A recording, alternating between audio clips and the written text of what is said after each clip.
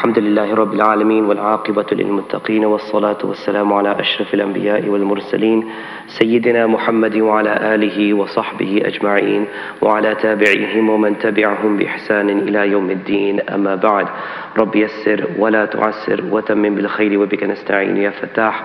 رب اشرح لي صدري ويسر لي أمري واحلل عقدة من لساني يفقه قولي. ربي زدني علما والحقني بالصالحين. سبحانك لا علم لنا إلا ما علمتنا إنك أنت العليم الحكيم. سبحانك لا فهم لنا إلا ما فهمتنا إنك أنت الجواد الكريم. My dear respected brothers and sisters, elders and children in Islam, Alhamdulillah, thumma alhamdulillah, we thank Allah subhanahu wa ta'ala for these days and these nights, these moments and these opportunities, especially in times when we fail to realize the value of time. Every single moment in time is a benefit for us. Not a season, not when we get what we want, and not when we get out of what we're in.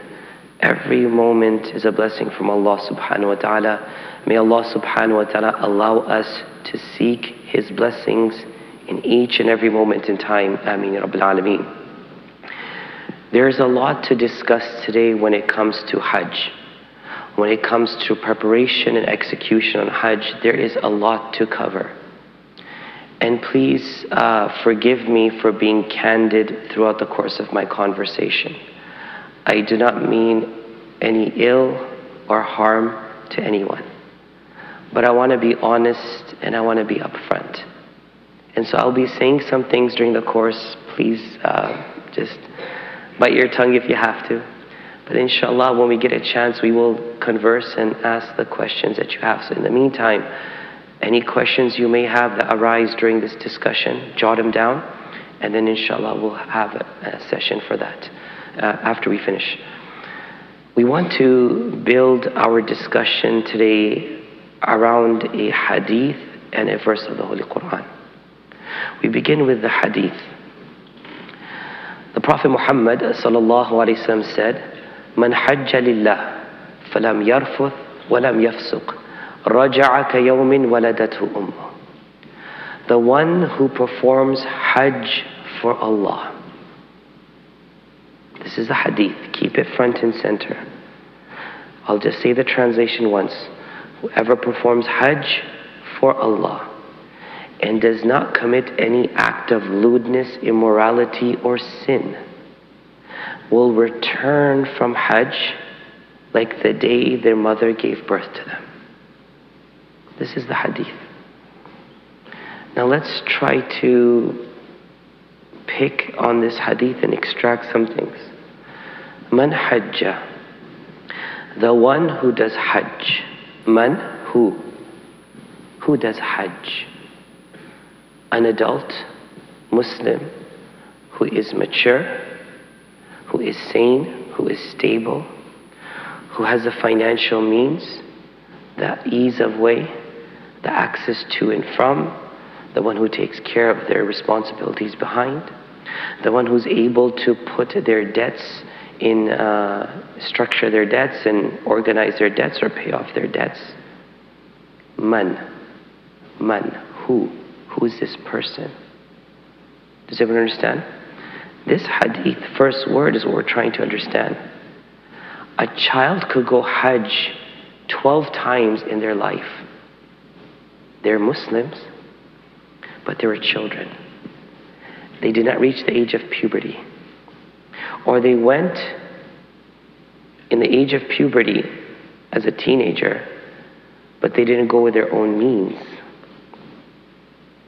So the word man, who, goes for Hajj. Man, who. There's a lot of description and conversation that can happen on that one word alone.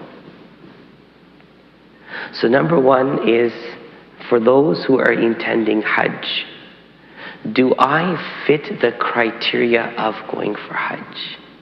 And does the criteria fit the circumstances that will allow me to go for Hajj? Man, person, who. Hajja. What is Hajja, doing Hajj?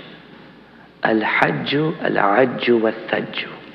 Hajj is about raising the voices. It's about making the sacrifices. It's about a disheveled state of affairs.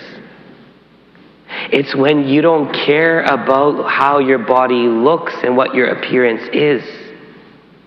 Hajj is a state in a time, in a specific place, where you lose yourself and you find your Allah. Hajj. Al-Ajj wa-Thajj, as it's been described, raising of voices. What is the raising of voices? The ones who raise their voice in the remembrance of Allah. There was a time, I remember, in Hajj, when we used to leave Jordan or we used to leave Greece on the way to Jeddah. The entire plane was reciting Labbaik Allahumma Labbaik. The talbiyah echoed in the plane. I remember in the airports of Jeddah that talbiyah was echoing in the immigration halls. I remember the time when in Saudi Airlines I was given an opportunity to take the microphone and lecture the people and also recite talbiyah together as we made intention. There was a time when people understood the Hajj is this vibe that you create as you prepare yourself to present yourself to Allah. The vibe is gone. You will seldomly hear that, especially from people going from this part of the world. Hajj is when you combine all four previous pillars, mastering them into one. Because in Hajj you need faith, yes or no? You need to be on your salah. You need to be punctual on your fasting. You need to be very meticulous on your finances and charity. Because Hajj is a accumulation of all of them in one. Every dollar you spend on Hajj has maximum reward. So from your money for Allah, your body for Allah, your soul for Allah, with faith in Allah, man hajja, the person who fits the category, the criteria that coordinates with this person, goes with this understanding and perfection of all these things, lillah, for Allah. Allah has given all of us more than we could have ever dreamt of. Realistically, if you go back to the drawing board, no one has the right to ever complain on this earth. We can complain when we lose something, but we don't realize that we weren't even worthy to gain it in the first place. Allah subhanahu wa ta'ala, after creating us, giving us life, allowing us to grow and succeed in our education or in our profession, to build our empires and our families and our possessions, He didn't ask for anything from us. Yes or no? When Allah says give charity, does it go to Allah? When Allah tells us to give Purbani, does Allah have a feast in heaven, a'udhu billah? When Allah tells us to fast, does He want to get powerful because we're hungry? When Allah tells us to pray, does He feel more important because we pray? No. Everything that you do worship-wise is for yourself. Allah doesn't want anything back from you. He's neither held us captive, nor has He blackmailed us, nor has He put us in a position where we feel we owe Him something. Nothing. But there's one thing which Allah subhanahu wa ta'ala asks. وَلِلَّهِ عَلَى النَّاسِ حِجُّ الْبَيْتِ مَنِ اسْتَطَاعَ إِلَيْهِ سَبِيلًا. On humans, there is an obligation to come and do Hajj of the house.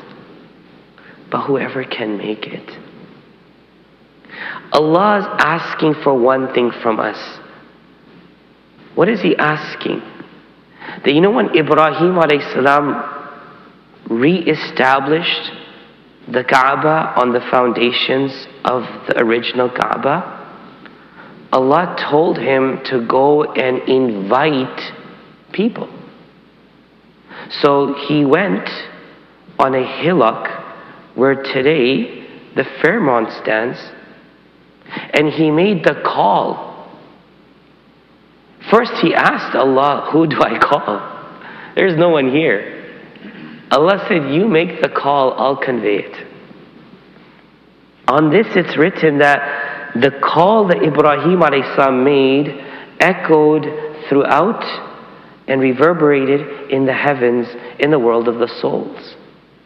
Every person who said Labbaik will go for Hajj. Every person who said Labbaik multiple times will go for Hajj. An invitation from your Lord was extended thousands of years ago. And now Allah is asking that, remember I invited you, come and see me if you can make it. Like Allah doesn't have to say that. Allah should say, you better get over here now. There should be no excuse. But He's so compassionate that He uses words of compassion, if you can make it. You see, if your own mom or dad calls you repeatedly and says, Eid aa rahi hai, aa jana agar ho sake. You come if you can make it. That's called compassion. You know what a friend or a community member does? Arey 10 martaba bulaya, kabhi jawab nahi diya, kaise insaan hai? I gave you invitation 10 times to come to my house, you never came. I don't want to talk to you. That's not compassion. Allah gave us invitation long time ago when our souls were upstairs. And when we're alive, He reminded us in the Quran, وَلِلَّهِ, for Allah, عَلَى النَّاسِ, on the people is an obligation to a Hajjul Bayt. Come and do Hajj of the house. مَنِ اسْتَطَاعَ إِلَيْهِ سَبِيلًا, whoever can make it, whoever has the means. That's called compassion. Sadly, today Hajj has become an anniversary. And again, I'm going to belittle, but I'm also not going to, because it's nice to see that newlywed couples say, let's go do Hajj. I love that. But then people say, when it's our 20th anniversary, when the kids graduate, when our house is paid off and we get the other house we wanted, then we'll go do Hajj.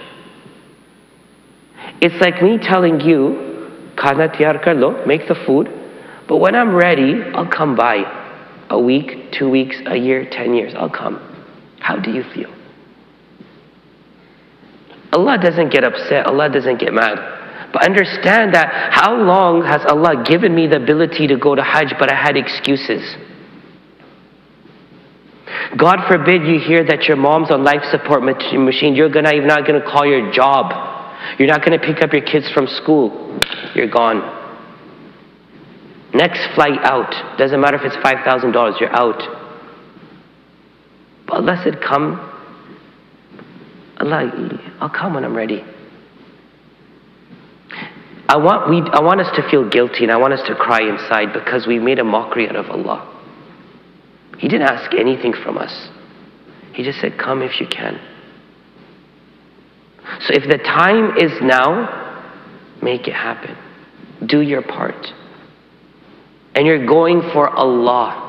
You're not going so you can come back and call the card company that makes Vista prints. And I know people don't do that anymore. We used to do those $10 for 250 cards. That was a rob. Haji Azhar Subedar. Got to put the name now. And some have so many lakabs that it has to wrap around the card. What are you doing? Hajj is when you become the guest.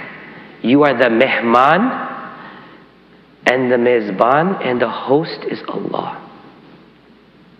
From this moment, know that when you step out of your door to become Allah's guest, He will only do what is suitable for you. Not what's right for you, what's suitable for you.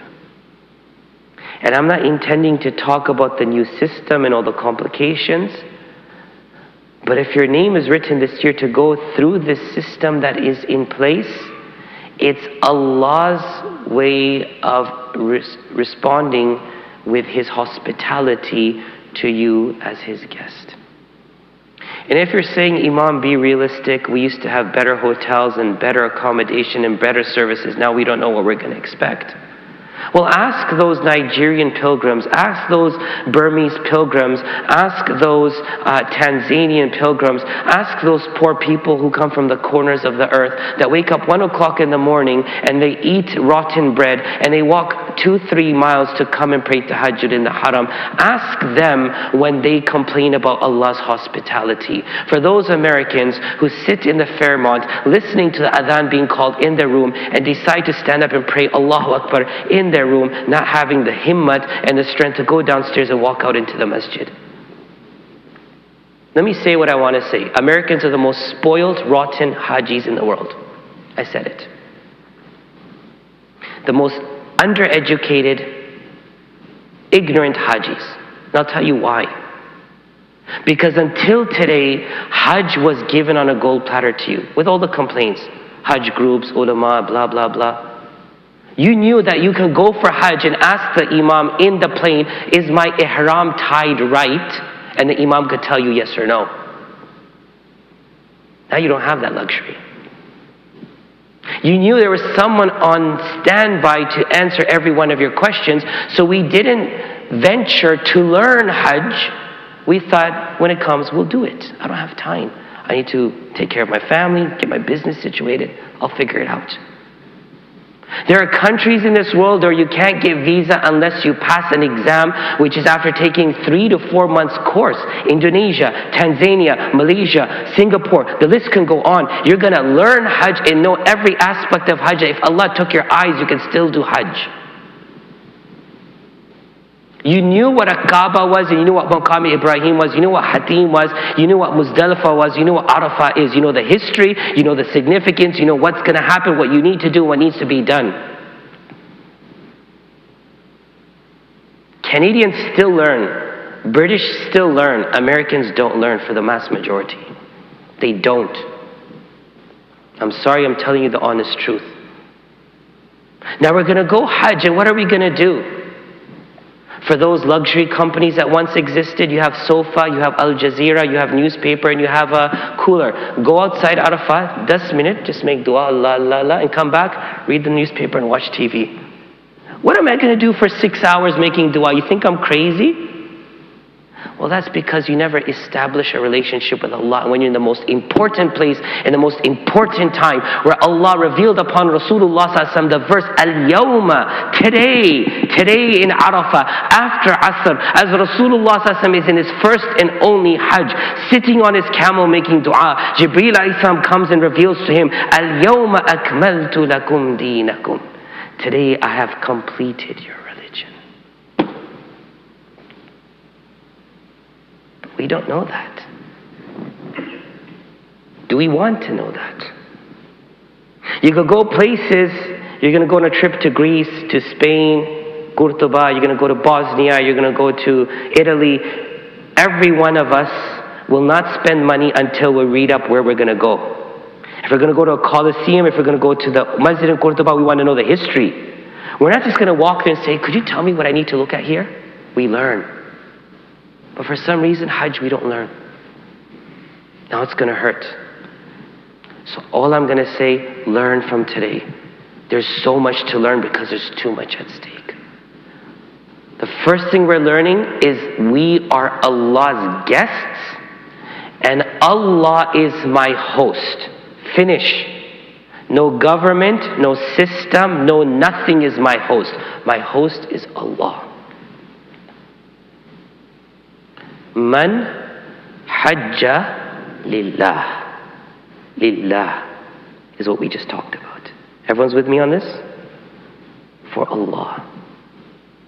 With enough desire, with enough love, with enough drive, that 6 hours and 20 minutes of dua in Arafah is not enough. There was a dua that wasn't accepted for Rasulullah ﷺ in Arafah. He went to Muzdalifah and he continued to make that dua at night. until Allah accepted it there. فَلَمْ يَرْفُثْ وَلَمْ يَفْسُقْ.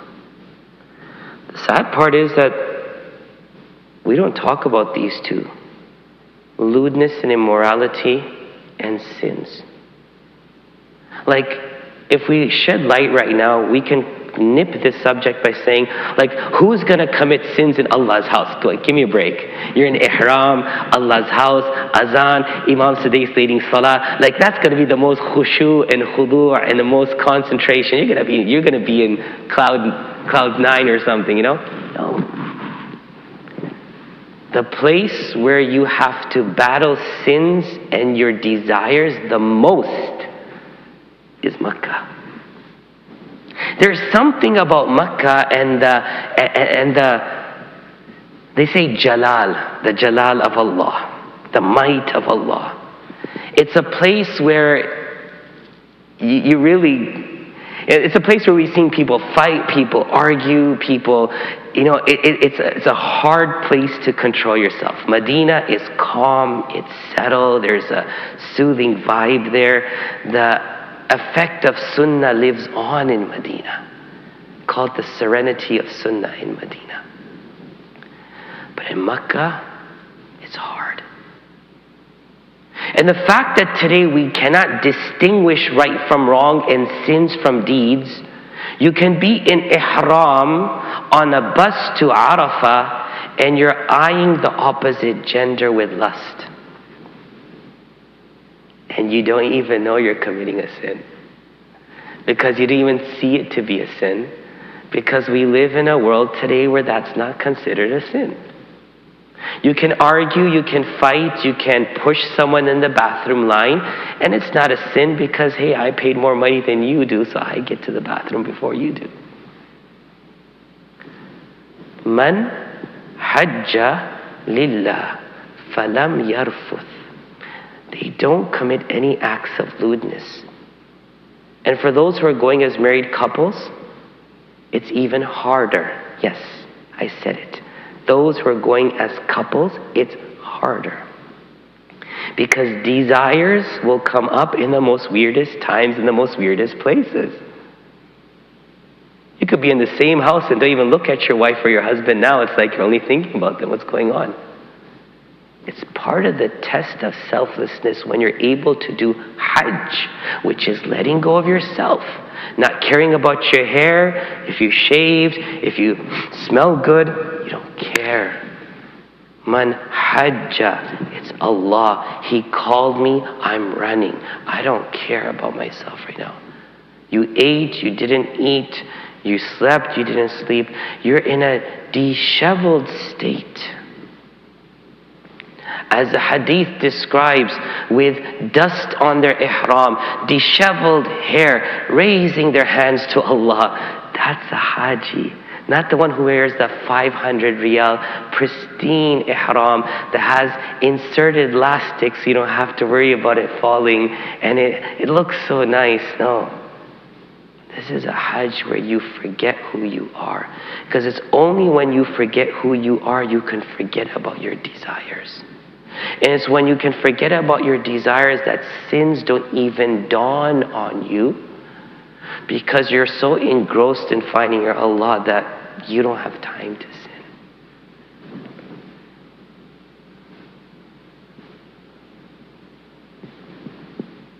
People will rob your pocket as you're making tawaf. There's cases where girls and boys or men and women touch the opposite gender during tawaf. Allah's house is right in front of you. There is a smell and aroma of that place that's so distinct. There is the sound of those birds as you make tawaf that you can't forget. But even there you can forget Allah. Man hajja lillah falam yarfuth walam yafsuq. رَجَعَ كَيَوْمٍ وَلَدَتْهُ أُمُّهُ. The completed Hajj, the perfect Hajj, the accepted Hajj, the life-changing Hajj will take you back home like the day your mom gave birth to you. Meaning, reset. Meaning that a life that you are accustomed to is no longer the life you want to live. Meaning the habits that you had formed are now habits that are broken.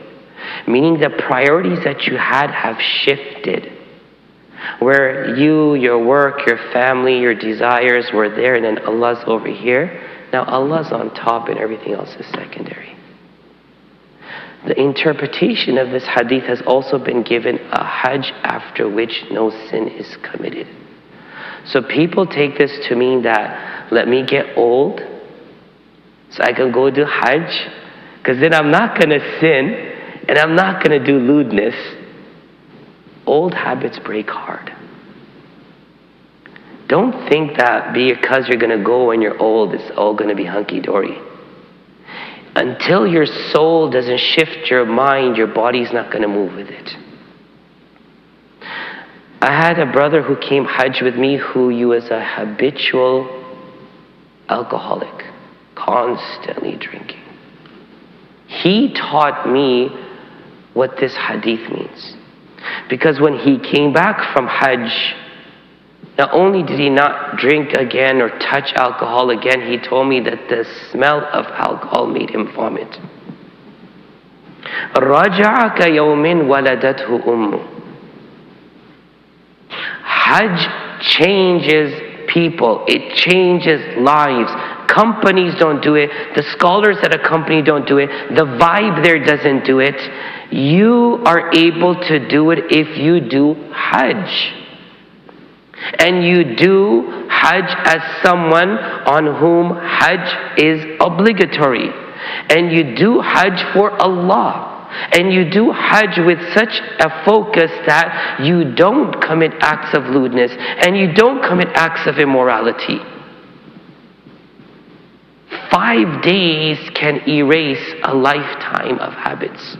Has the power. Because Allah is telling us to come to His house so that we can witness with our eyes the benefits He has in store for us. So again, the premise of our discussion today was this hadith. It was expanded point by point. Is everyone with me on this? Are we okay? The verse of the Quran expanded lillah. Now let's go into the prep. You value it. May Allah allow us to value His invitation. Ameen. That's all it is. If we valued His invitation, everything else would make sense. Allah. So the first thing we want to talk about in preparation, we're going to talk about 3 things.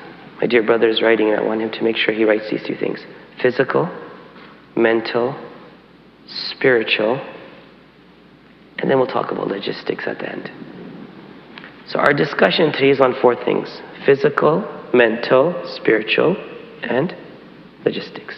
This is what we're going to talk about. I pray that the hadith that we began with, the whole discussion forms around it, inshallah. Ameen.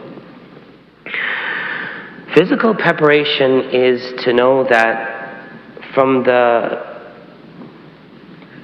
beginning of Hajj, what led up to the Hajj becoming a practice that is established on the foundations of Ibrahim alayhi salam. It began with sacrifice. It began with hardship. It began with uncertainty. Sacrifice, hardship, uncertainty. Keep writing. Sacrifice was, Ibrahim, take your son and your wife, go leave them in the desert. The journey to that place that was dead and barren was hardship. The outcome after leaving them there was uncertainty. It was uncertainty. You're leaving a baby and your beloved wife in the middle of a desert. For the men folk, at least I can say from my angle, I try that with my wife. I'm done. Like, you dare leave your wife somewhere, you better know what you're doing. If you're going to take her somewhere, make sure it's a good place, make sure it's nice, because we have to help our families, right? It's not bad, it's good. You're not going to say, okay, we're going to go out eating. You drive 100 miles in the middle of Texas nowhere and say, okay, let's go find a restaurant. No, you plan, you prepare, you execute. Ibrahim takes them and go leave them. Hardships, sacrifice. See, Ibrahim asked his son when he was big enough, Allah told me to slaughter you. فَانْظُرُ مَاذَا تَرَى. Like, what's your thoughts? Not what's your thought, should we do it or not? What's your thoughts like, are we on the same page? But here he couldn't ask. His son was too small. He couldn't tell his wife because Allah said, you can't talk about this. Say, wife, get up, grab the baby, we're going somewhere. She remained obedient, picked up the child, let's go. If you were to say we're going Cancun, I would have packed according to Cancun. If you said we're going to Alaska, I would have packed according to Alaska. What did she pack? What did she prepare? Did she know she's never coming back home again? Let's go. If there's no hardships, there's no Hajj. It doesn't mean you say, oh Allah, give me a Hajj of hardship. No. You say, Allah, I'm setting up for you. However you do it, I'm good with it. Because that's your mizbani. That is your hospitality. I am your guest. So the hardships resulted in the sacrifice that required this journey in the deserts to get to a place where there was not a single soul as far as the eye can see. And what was that? Uncertainty. When you experience this in your Hajj, that you're about to break, open your mouth, put your phone, open your mouth with these hands. Oh Allah, help my family. Oh Allah, heal the ummah. Oh Allah, guide me. Because when Ibrahim alayhi salam was walking now, so your wife is told, get up and let's go. We go. We don't know where we're going. We don't know how long we're going. We get there. Now he's walking away. Are you going to get some McDonald's? Like, is there Starbucks nearby? Where are you going? He's just walking. And she's like, wait a second. Where are you going? What's going on? Stone face. But you know the beauty of deen is that somehow people are kind of on the same wavelength. So she said, did Allah tell you to do this? And he just nodded in the affirmative. She said, Allah will not waste us. Allah will not do wrong with us. This is so hard. And when he walks away, he starts making dua.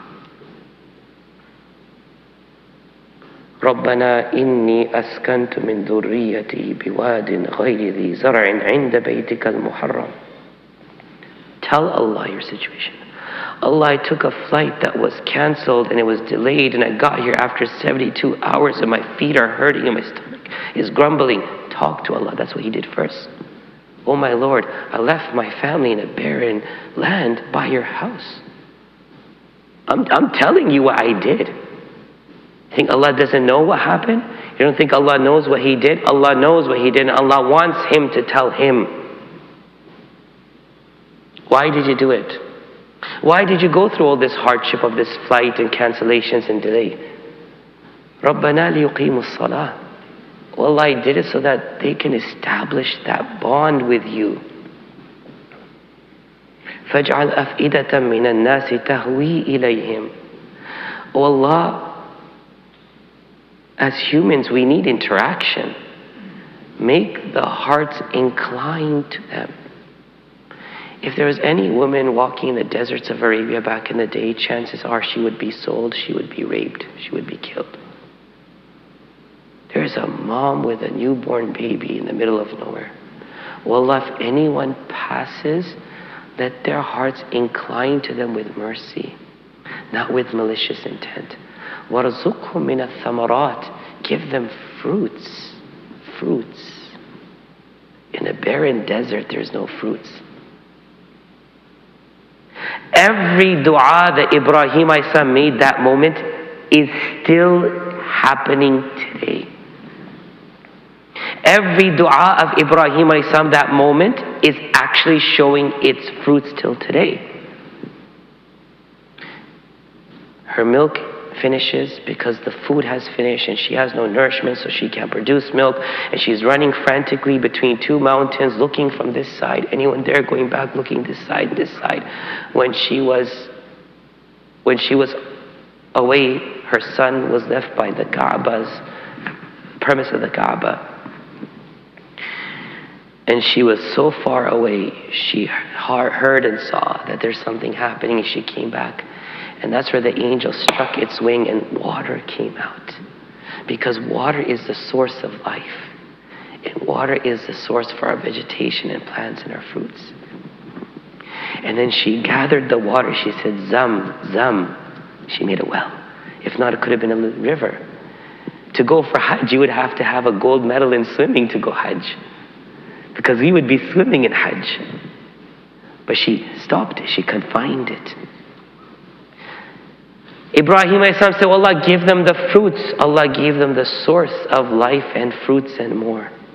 Today in Makkah, you can buy Oreos, you can buy Doritos, you can buy Cadbury, you can buy fruits from all over the world. You can stop at KFC or McDonald's.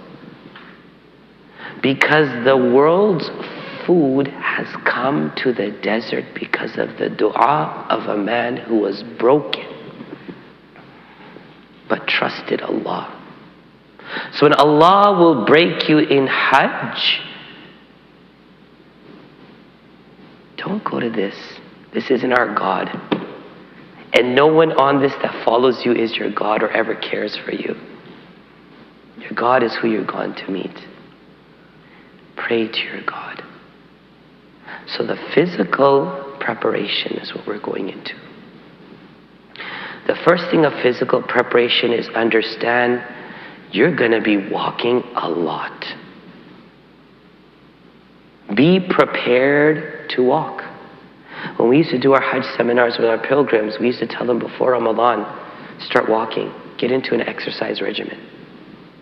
You should be on the treadmill every day. You should be walking outside in the morning at 6, 7 o'clock or 9 o'clock.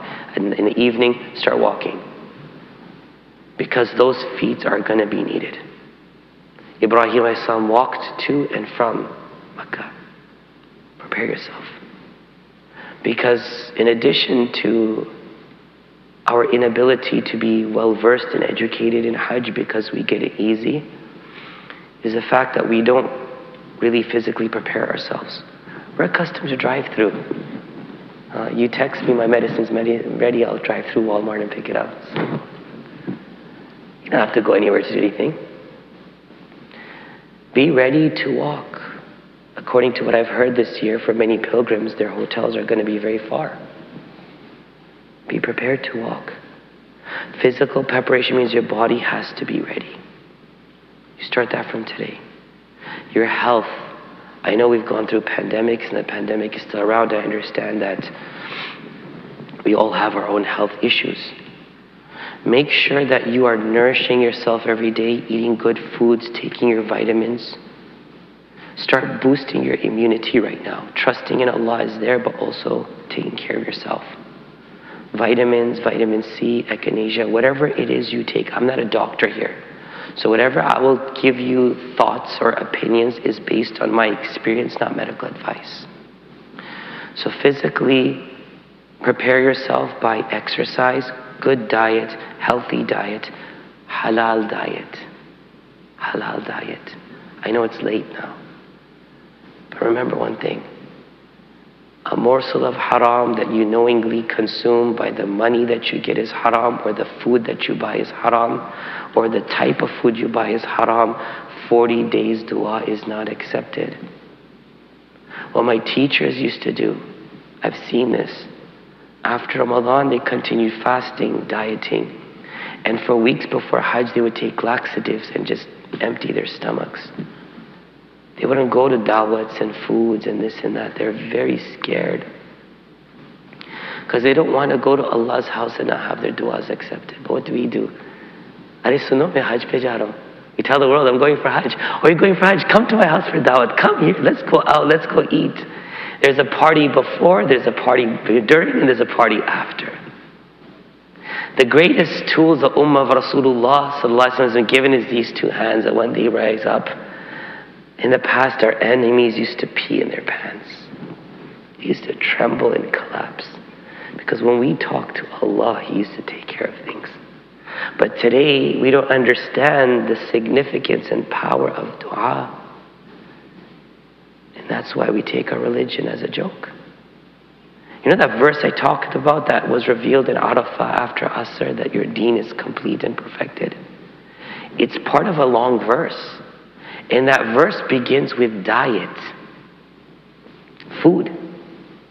Because if you are aware about your diet and food, and Allah's power is with you, the completion of your deen alone will make your enemies tremble in fear.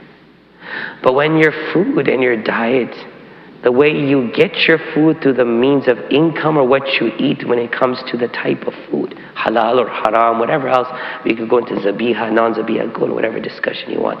If it's not halal, your deen is a joke to you. Your completion of deen will be something you can never experience, and the world will continue to eat on Islam and Muslims.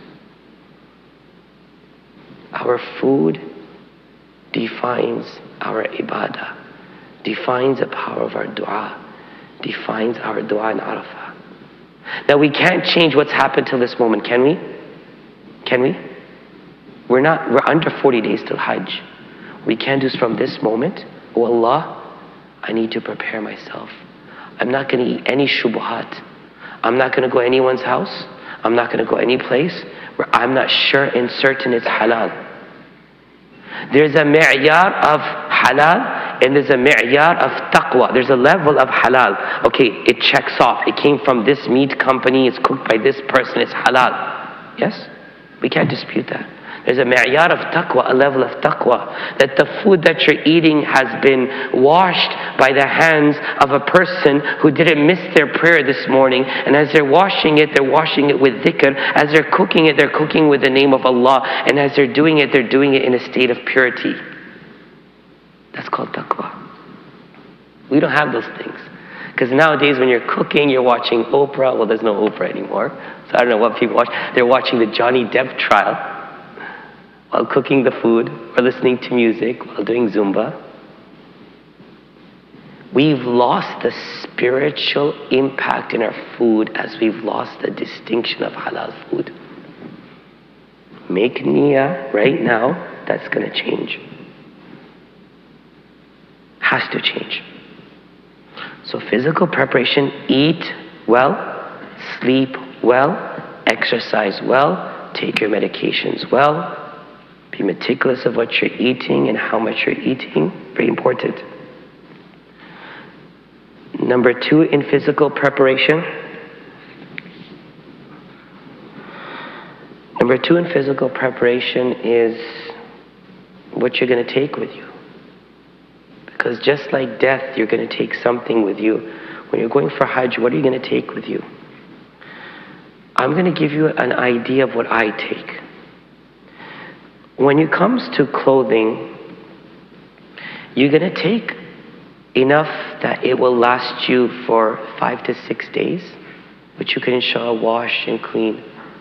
Don't take too much, because the burden of responsibility of your luggage is on you, especially now. Before we had helpers, we had workers take the luggage and stuff. Now it's on you. So don't take too much. And don't take too less. Clothing, for me, 5 pairs plus wear one and keep one in the handbag, because we used to fly to Medina first. So no ihram, 5 to 7 max. Right? Get them washed. Wear them again. Undergarments, double up. Because undershirts are going to go so fast. Like you're going to sweat a lot, so you need to change those undershirts. Underwears, keep those.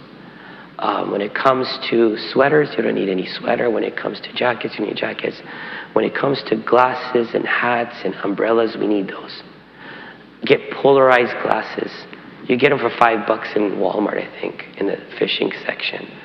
If you want to get the expensive ones, the Ray-Bans and stuff, you could talk $200-300, but polarized glasses are important because you have white marble that's going to be reflecting the sun on you, and it's bright.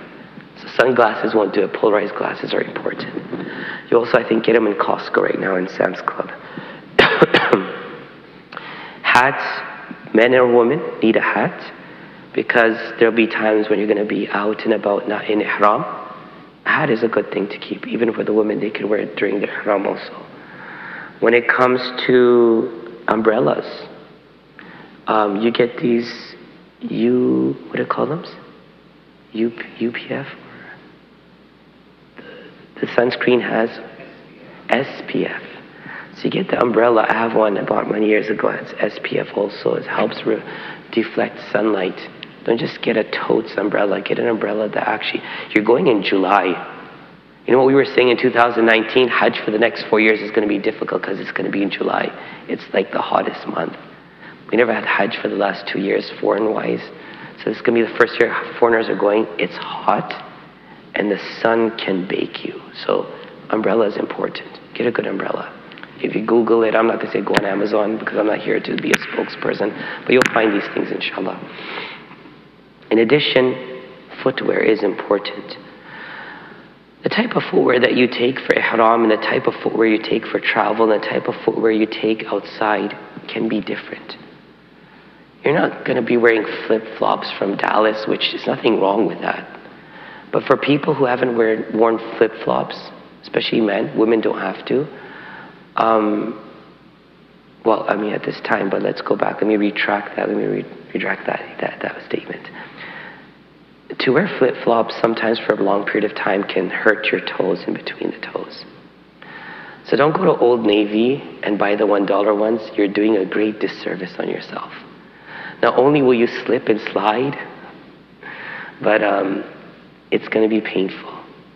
I think $20 is fair to say to get a good pair of flip-flops, which are made with preferably Brazilian rubber, a thicker one that has grips, that has a greater band on it, and it's more comfortable.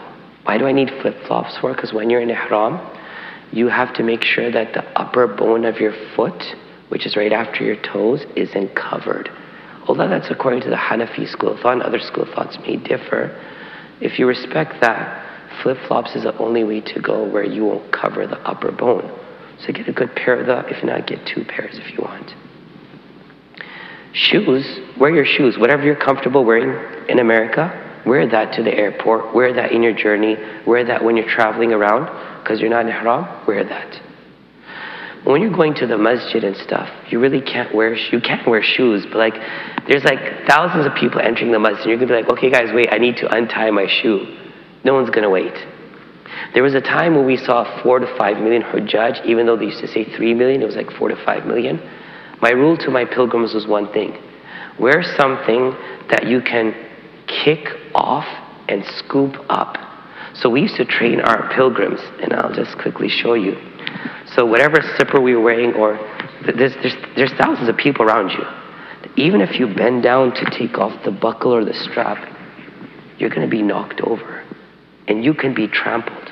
There was times in Arafah when we used to walk on layers of slippers. That's how it used to be in those days. Now, 2 million is a joke, like it's nothing. 1 million, you'll see, you'll be like, where's the Hajj Is? There's not many people, okay? So what we used to say is, as you're walking to the masjid, the door of Makkah, Haram is right there. As you're walking with the people, you kick one out, you kick the other one out, you scoop it up, and you keep walking. Because you don't have the luxury of time to sit down and unbuckle. So if flip-flops are something you don't want to wear constantly, then buy another pair of slippers, even the ones that kind of like strap over. Those ones have like, the ones that have the thick part over the foot. Buy anything that you're comfortable wearing. So for ihram, there's a certain footwear you need to be cognizant of. For your Umrah, it's like half a day. For your Hajj, it's like for 3 days. But for the rest of the time, you want to wear something that's easy to take off and put on. You're not going to face, inshallah, that problem of so many people and someone hitting you from behind and you falling over, inshallah. It's not going to happen with this type of crowd. When we're talking 4 or 5 million, then we're talking, yeah, that's possible. But have 3 different types of footwear, and don't be miserly on that, because you're walking. One thing I have noticed, not because I've never worn these, but the people who've worn them told me during Hajj, as my pilgrims were with me, that Crocs are not a good idea. Because you're constantly wearing like Crocs, for example, the heat, the sweat results in a lot of blisters. Now I know Crocs have changed their designs and they've have different styles, but the Crocs, the original ones with the small little holes in the front, they don't have a grip, proper grip, and inside it could cause a problem. So just keep that in mind. Clothing, undergarments, umbrella, hat, shoes. Flashlight is good. Keep a flashlight on you, especially for Muzdalifah. When you're collecting your stones, you might be in dark areas at times. Arafah, usually after Maghrib, lights don't go on, so it's dark. A flashlight is good, a small one. Clothing, let me go back to clothing. Wear clothing suitable for the place. You're going to Allah's house. I'm not going to say wear jubbas and burqas, but really don't wear things that are very disrespectful. If you want to wear t-shirts and jeans or shirt and pants, whatever, respectful. People wear clothing that's very disrespectful for the place, the time. Some women I've seen, they've dressed up very provocatively. And now that's becoming more of a norm because those regulations and rules are no longer in place. Sisters and brothers who go, please don't wear a big, huge polo sign or, LeBron James' face or even, Golden State Warriors Championship 2022. You're going to Allah's house. Keep it simple. Keep it modest. From the colors, the designs, our pants. We got jeans nowadays that have rips all over. Modesty is our ma'yar, is our standard. So maybe kurta, shalwar, maybe anything. Even for the women, if they're going to wear dresses, which is comfortable in this type of weather. Long dresses, simple dresses, non-flashy dresses. You're not going to a mendi, a walima, a shadi, for God's sakes. Keep it simple, right? In addition to the flashlight, medications. Make sure you have enough medication that you need for your prescription medicines. Make sure you have them. Saudi Arabia has pharmacies and stuff, but their method of giving out those medicines is changing. Before you can go and say, I need this medicine. In America, it's a prescription medicine. You can buy it over the counter there. But things are shifting there also. So you may have to take a doctor's letter or a note or see a doctor there that will tell you that you can get this medicine. So take enough, and your medications will always go in your hand luggage. Don't leave your medications in your suitcase, okay? Because you don't want to lose those things. In addition to your medication, airborne immunity, vitamin C, cough drops are some of many other things that you can take. You should take along with you. For dehydration, which happens a lot, we've seen people fall left and right because they're dehydrated. I want all of you to take Propel packets. Go to Kroger. They have like Propel Gatorade. They have boxes, 10 packs of the powder. Take a few of those. And make sure you drink that every day. Put it into a bottle of water, shake it up, and drink it. Because you're losing electrolytes so fast there. But you don't know it. So Propel is another thing. Cough drops, because everyone gets what we call the Hajj cough. Cough starts. Now, again, I'm not a doctor here. But this was told to me by a pharmacist in Dubai after Hajj, which I've been using since. Because usually during Hajj, you get a cough, which then becomes infection, which gives you a fever, that you need a Z-Pack or antibiotics, amoxicillin, and it goes on for a long time. Hajj cough could last for months. So trying to understand what causes the Hajj cough. I realized 2-3 things. Number one, cold drinks. Constantly drinking cold drinks and stuff can cause inflammation, which causes mucus, which could then cause infection. I'm not a doctor here, I'm just telling you what we've learned from our experiences. So for me, antibiotics was a no-no, because if I get on antibiotics, I'm in a big problem. So when I got to Dubai after, and I was in this position where the thrush, the mucus, the fever was starting, he gave me 3 things. One was allergy medicine, number 2 was Mucinex, and number 3 was what we call Tylenol. They call it Panadol. So the Tylenol controlled the fever. So take Tylenol because, fatigue, tired, whatever you take for your painkillers, take that. Mucinex is good to help take that mucus out so it doesn't become an infection. And allergy medicine helps with drainage. So if you stay away from a lot of the cold drinks, you can save yourself. And remember, cold drinks in hot season doesn't solve your problem. That's why in back home countries they drink tea on a hot day, because the heat becomes cool in the stomach, where the cold drink doesn't. It's the opposite reaction. So stay away from cold drinks.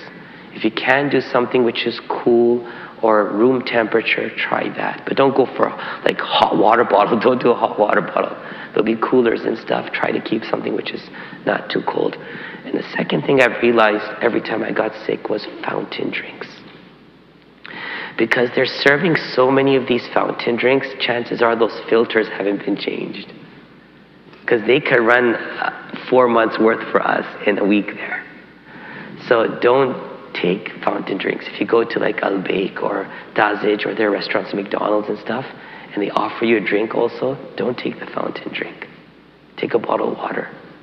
Because many times we've seen that becomes infection also. Just giving you ideas. So packing, last thing about packing. Reach out to your airlines and understand what their requirements are about packing. Packing is very important to make sure it falls in the criteria of the requirements of the airline. I think international standards is 23 kilos, 2 pieces, but Emirates has a strict policy on hand luggage, 1 piece. So does Turkish Airlines. I don't know where Saudi Airlines stands right now on that. So make sure you follow up with the airline you're planning to take or that you've been appointed that my luggage fits that. Now many are going to shop there, and there's nothing wrong with shopping. So what I do is take a 32-inch suitcase or a 31-inch suitcase and take a 27, 28-inch suitcase and throw them together. So all my stuff go in the smaller suitcase, which I then put in the bigger suitcase, so I have 1 suitcase I'm pulling. Does that make sense? You're not going to fill up 2 suitcases to go from here. So fill it in one, that one can go into a second, and you got 2 in 1. And then your hand luggage has what? For those going Makkah first, your ihram needs to be in your suitcase. You cannot put ihram on in Jeddah. We'll talk about that soon. So in your suitcase, if you're going Makkah first, your ihram, your slippers, your ihram belt, which will hold the ihram up and things to put inside like a pouch, and your medications, and your dua books, whatever you need, that's what's going to consume the space in your hand luggage. If you're going Medina first, which I don't know if they have those packages, I know it's Makkah, Medina, Makkah, or Makkah first, whatever. But if you're going Medina first, then your necessities for travel, in addition to all your medication, is in your handbag. We've covered physical preparation from body, diet, halal diet, what you're packing, how you're packing it. I want to pause here and ask, is there anything else that you want to ask to pack for physical preparation? Is there anything else that came to your mind that someone shared with you that you think we should pack? Anyone? Sisters, yes? Thank you. You're going to be wearing masks throughout Hajj, irrespective if it's a mandate or not. I know a lot of international airlines are still mandating masks, even though airports in America are not. You're going to keep a box of masks in your hand luggage, and you keep a box of masks in your suitcase. These masks are surgical masks. They're good, but you're going to double them up, or you're going to get your N95s or N94s, whatever N94s.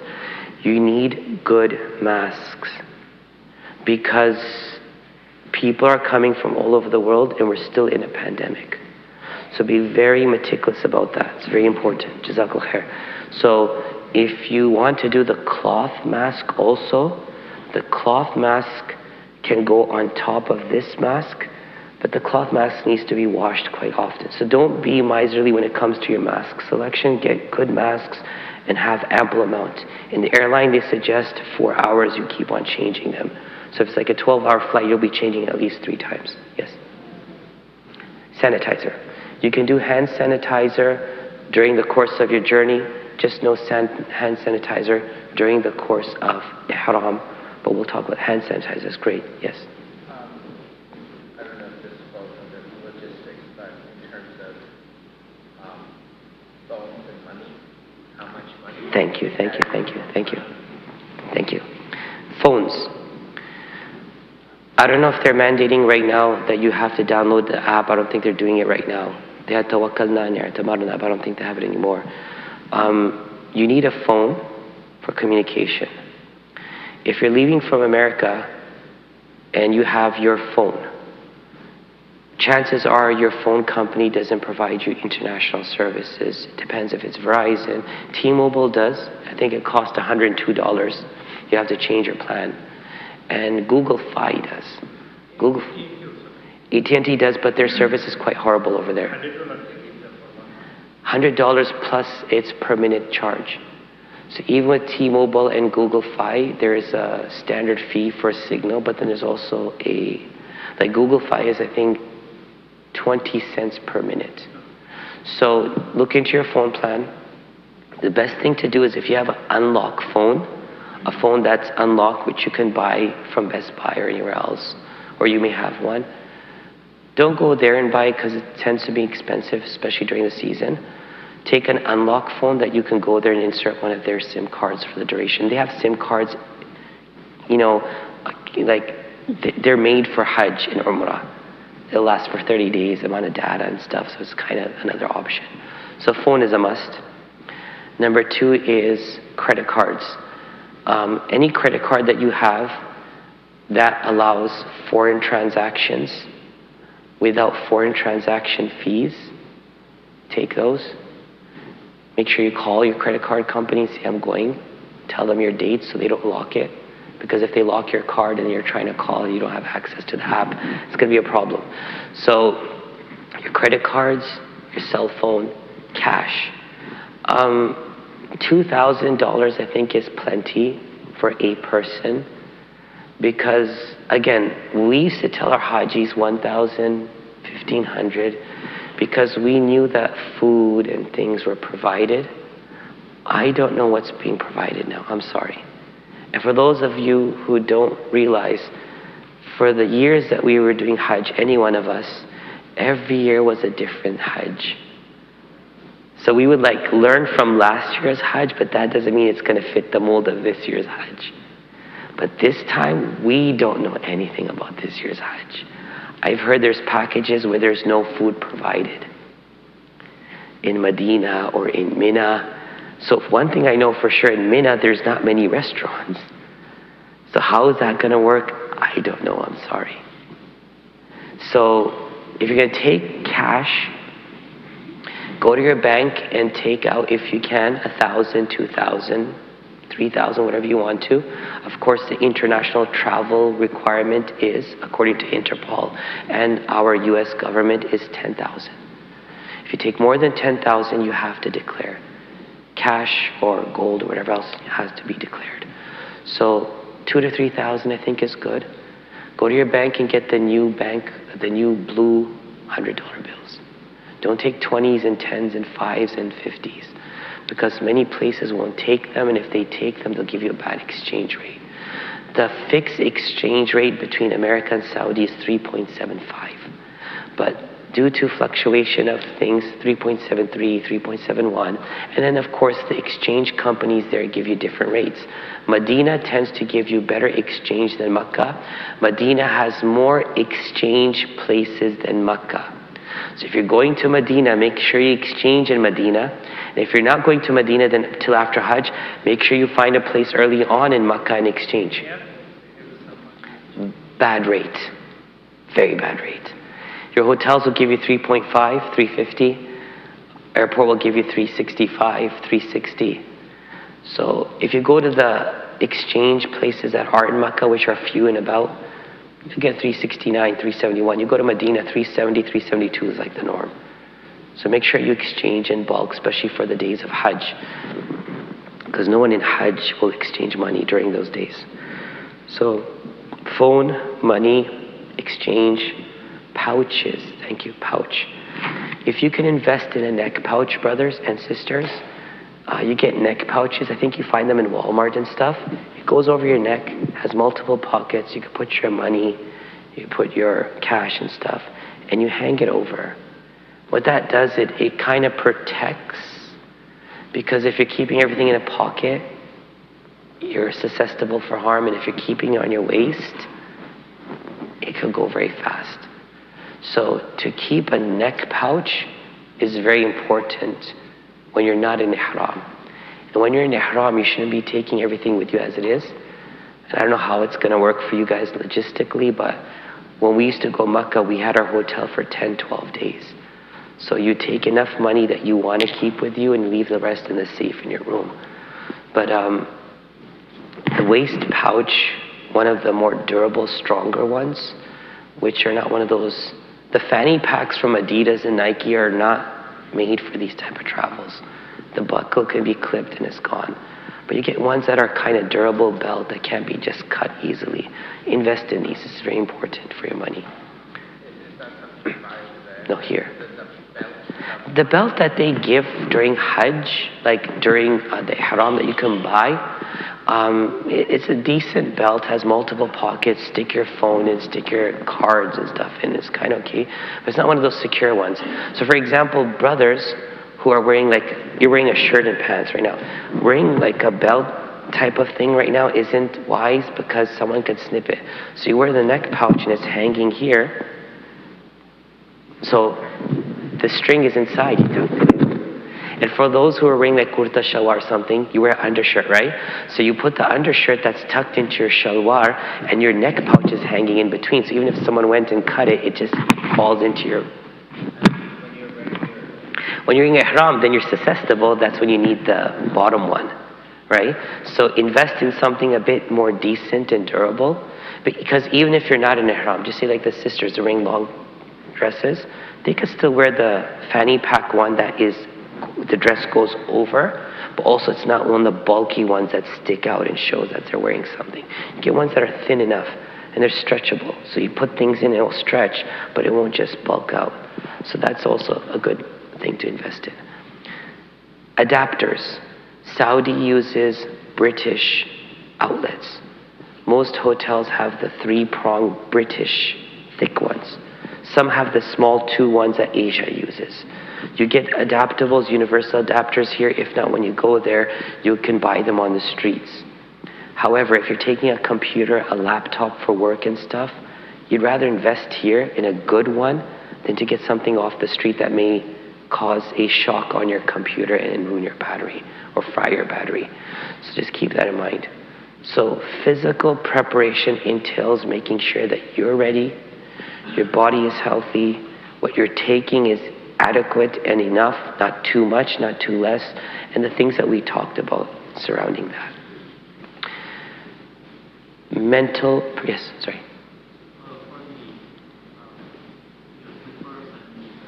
Mm-hmm.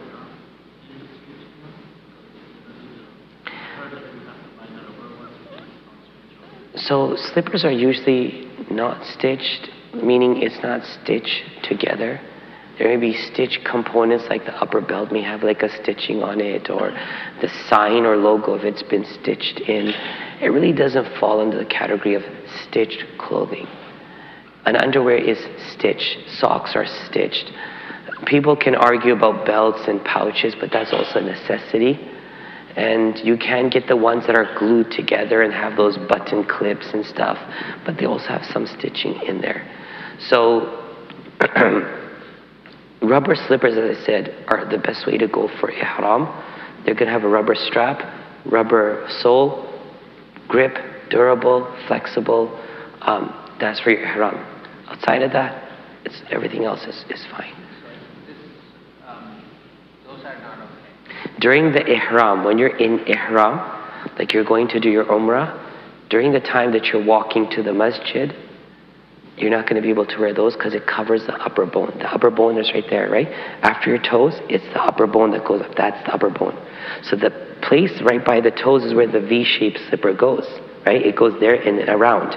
But the ones that go over the foot go over the upper bone. Again, there's differences in school of thoughts in that, but again, you'll see traditionally people have maintained that V-shaped slippers in ihram. If you're going to put your ihram on in Saudi Airlines before you land in Jeddah, you're going to wear those flip-flops. You can go through immigration, into the bus, into Makkah, get to the masjid, and then you take it off and put it in your bag, and you're going to go do your ihram, your tawaf, and everything else. You finish. Once you cut your hair, you don't need to wear them anymore. In Hajj, the first day, the second day, and partially third day, you need to wear them. After that, you can wear whatever you want. And that brings me to something that you brought up through this discussion, a string bag. You know those Adidas or type of string bags? Not the ones that you get for free, some people give out. A more stronger, durable string and a more stronger, it costs like $10-12 in Burlington and stuff. Get a good string bag. Because in that you have to put your slippers, your water bottle. Yes, water bottle. A Yeti water bottle is something that can, keep, you need a water bottle. Right? Don't get one of those plastic ones that can fall down and crack. Get something durable that will also maintain the temperature inside, because you have to constantly keep water with you. Yes, in Tawaf there is Zamzam and stuff, but you can fill it up also and keep drinking when you're doing Tawaf. So water bottle, your slippers, your books, your prayer mat. It's good to have a prayer mat. You could buy one from there, because there'll be times when you're going to be praying out on the road in Makkah and Medina. So always have a prayer rug. It comes more in hand in Makkah than it does in Medina. Because in Medina they put on carpets and everyone kind of gets into the masjid. In Makkah, most of the time, especially before Hajj and after Hajj, you're praying on the street somewhere. And the streets aren't clean. So always have a prayer rug, which you could get from there. String bag is another thing we put in. Let's go into the mental preparation. Yes? Arafat, a long prayer. We need to keep all the time the hand raised or like a trophy. We'll get to that on the spiritual preparation. We'll talk about the spiritual preparation. So mental preparation. I know everyone is really worried because a lot of things are uncertain. The experience for many hasn't been positive so far. We don't know what's going to happen when we go there. What you have to tell yourself mentally is, I'm Allah's guest, I'm going there, it's going to be Allah's time, not my time. I know we're accustomed to, okay, Imam said 2:30 and prayers at 2 and we're going to finish at 4. Like, we live by the clock. When you go for Hajj, the clock will live by your schedule. Okay? Be ready for delay. Be ready for disappointment. Be ready for change of schedule. Usually it takes 7 to 8 hours processing time in Jeddah airport during Hajj. But right now, 1 million people, it's a breeze. Because when you're going to be going in the beginning of July or end of June, most people are already there. Most of the world is already there. We're always the last people to come and the first people out because we're Americans. We're busy, right? Hard to get 2 weeks off work, so we're going to be last ones in and first ones out. MashaAllah, Indonesia, Bangladesh, these people come for 2-3 months. Alhamdulillah. So inshallah, it's not going to be that bad this time, but it's going to take time. So mentally prepare yourself not to get agitated and frustrated. Before you could take your frustration out on us, or your group leader, or the workers. Imam, you said bus is at 10:30, where's the bus gone? What's going on? Oh, this person said this. It was easier back then because you could take it out on someone. I think now you can't take it out on anyone. So don't chew yourself with anger. Make sure you do what you need to do. If it says on my itinerary that my train to Medina is at 2 o'clock, I'm going to be there at 1:30. Remember, Hajj this time, it's all people for themselves. Everyone's for themselves now. That's how it's going to be for Americans and Canadians and Europeans and Australians. It's you and yourself. Figure out how you have to do it. Some people, their hotels are going to be far. They've already been told, figure out yourself. That's the system now. So you make sure you're going to be where you're supposed to be when you're supposed to be there. That's what you have to worry about. Other than that, let it go. Because a lot of people think Hajj, and I've heard people make this this similarity that Hajj should be like Disney World. They're so organized. Yeah, when Disney reaches its capacity, you know what Disney World's capacity is? 70,000. When it reaches its 70,000, it's chaos. They close it, but it's chaos. You're talking about 1 million people here. So mentally, don't think you're in America. Everything's going to run in its own way. You just be there and be ready. Always keep snacks on you. Another thing that you can buy from here, a few things and buy from there, granola bars, Cliff bars, whatever. Keep a few things on hand. Especially for those who have sugar problems and get really agitated when they're hungry. Don't take anything that could melt, like chocolate and stuff, because that will melt just sitting in your backpack. Take things that you can munch on, right? Don't take oily things, don't take things, just take some things you can munch on, maybe 10, 12 granola bars, and then buy things from there as you need it. So mentally prepare yourself. I'm on Allah's schedule, not my schedule. And Allah will allow you to be where you need to be when you need to be there according to His timing. Mentally understand that your frustration and disruptive nature will not change the situation. It won't. Patience is something that our deen has been advocating from the get-go. And if we haven't learned patience, it's going to be tested a lot in Hajj. Believe me, it's going to be tested. Before you could go with people that you knew, your family, your friends, and sit on the bus with people and sleep in the same room with people you know or get to know, now it's going to be strangers every time. The person you sit next to in the bus, the person that you pray next to in the masjid, the person that you eat next to in the restaurant, the person that you sleep next to in Arafah or Muzdalifah and Mina, it's going to be different. Because the whole situation is different now. So mentally find peace in yourself with your Allah. Because if mentally you're not at peace, you cannot be at peace anywhere else. Things may happen when you're away here. Your child might get sick. A parent might go hospital. Something happens at work. Mentally you can't change anything. You're in the best place for the best solution is to go make dua. So sometimes people are mentally so consumed that it ruins their Hajj. For example, for our sister folks, I'm sorry you can't communicate. And I would welcome the sisters to come downstairs and sit in the back there. Seriously, if you want to talk, don't worry about that. But there are sisters who know that based on the timing, their menses or period comes during when they might be in Hajj. So they go to the doctors, they get the pill, and they start taking the pill because they may be able to push that from happening. But the mental stress that they're on actually breaks that. It makes the cycle come earlier and much longer. So mentally, don't stress it. It's not worth it. You're Allah's guest. You're not Mutawif.com's guest. You're Allah's guest. Remember that. Nothing more I want to say about mentally except that Hajj was once the opportunity that I've seen for Westerners. It was the only time in our life when we could actually change. Like Hajj could change people the way Ramadan can't. There was an environment, there were talks, there were a'mal. So now you may not be able to have that this year. But you have your Allah, you have your Quran. Take some books with you. Take a book. Take some hadith. Take a Quran with you. This is fine, but battery drains quite a lot there. Especially if you're using their SIM cards and stuff, because battery just drains. So take a little Quran, take a book on Hajj, take a book on hadith, and read. Learn.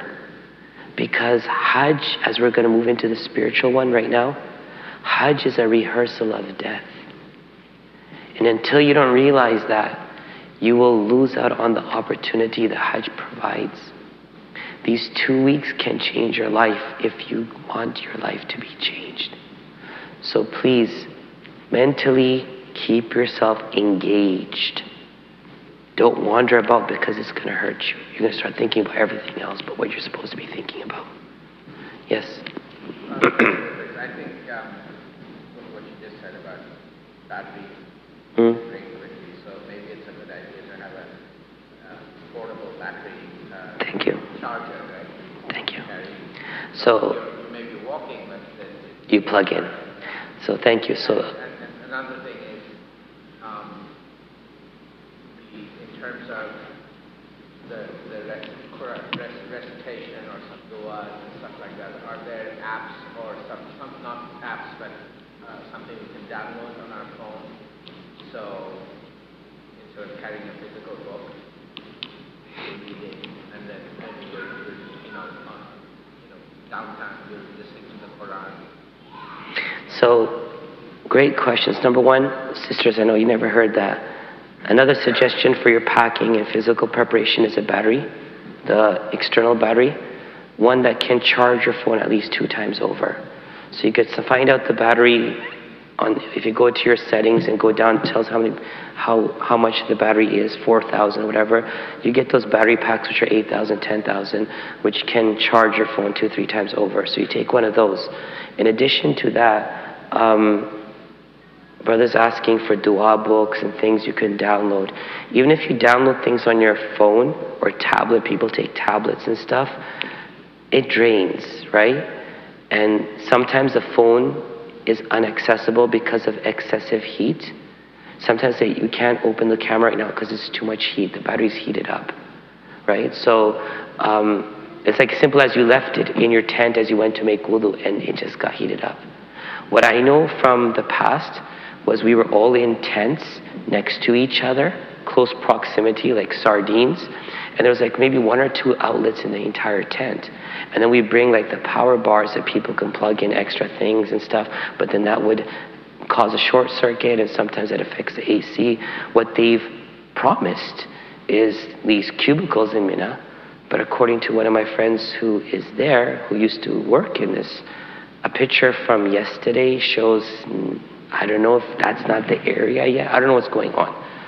So for Arafah, not Mina, nothing is being done yet, so I don't know. If you have your own cubicle and you have your own plug-in charger and your own bed, it's great. But yeah, always take a battery pack, but you'd rather have physical copies of things.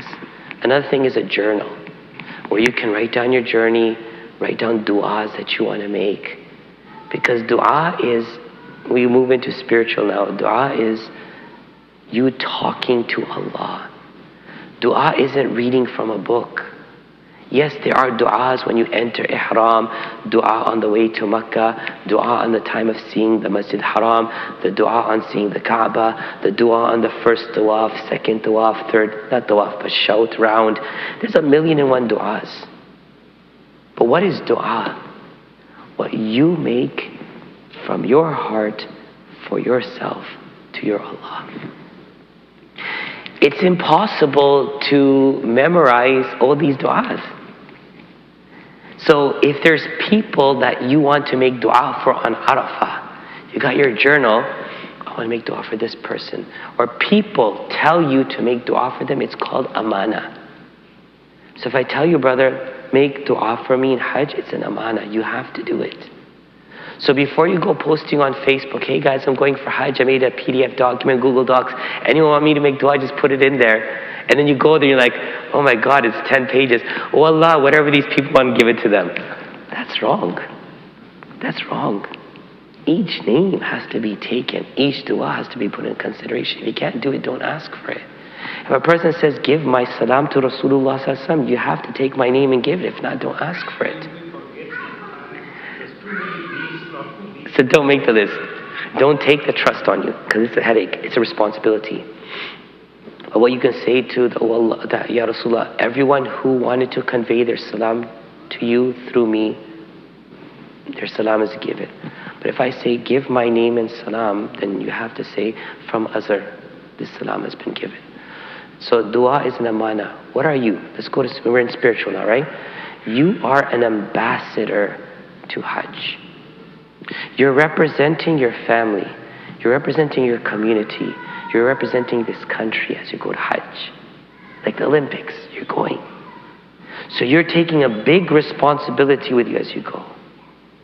Spiritually realize that every moment in Hajj can be a fruitful one if I'm able to see my life outside of how I see it here. If I'm engaged, I'll be engaged. If I'm occupied, I'm occupied. But if not, I'm bored. Remember, you're taking 2 weeks off of your life that you'll never get like this ever again. Illa mashallah, to actually go and do something.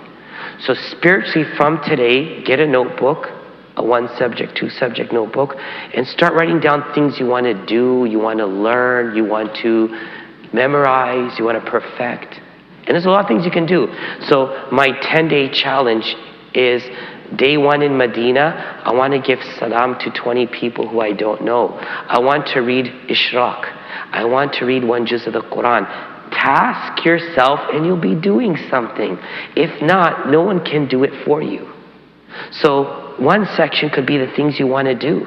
I want to learn about the history of the Kaaba. I want to go to Jabal al-Nur after Hajj and see where the Prophet ﷺ received the first revelation. You make your itinerary for your spirituality. If you're not going to make it, no one's going to do it for you. Okay? When it comes to du'as, make a section for du'as. What du'as I need to make for myself? What du'as I need to make for my family, those who passed on, those who are alive? You have to write it down first. Because when you're in Arafah, you could open that up, and as you're making du'as, you're starting to connect with these things. If not, at the spur of the moment, you may not remember. So spiritually, from today, start structuring your spiritual journey, because Hajj is a spiritual journey. That your body and mind accompanies you as your soul takes this. As I said earlier, Hajj is a rehearsal of death. What does that mean? I want to finish this in 15 minutes and give you time for Q&A. And I apologize, I said 4 o'clock and it might be 4:15. Number 1, the moment you leave your home,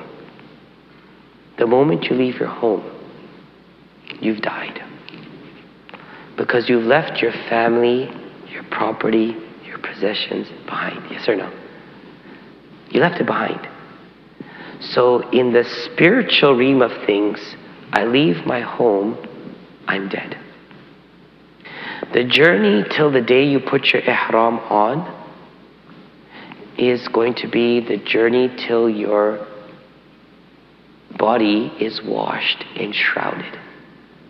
Men wear ihram. In ihram, we'll talk about the fiqh last and logistics, I think that's last. Ihram is like the kafan, the 2 pieces of cloth that cover your body. When you put your ihram on, you put it on with the spiritual understanding, I am shrouding myself in the 2 garbs and the 2 pieces of simplicity.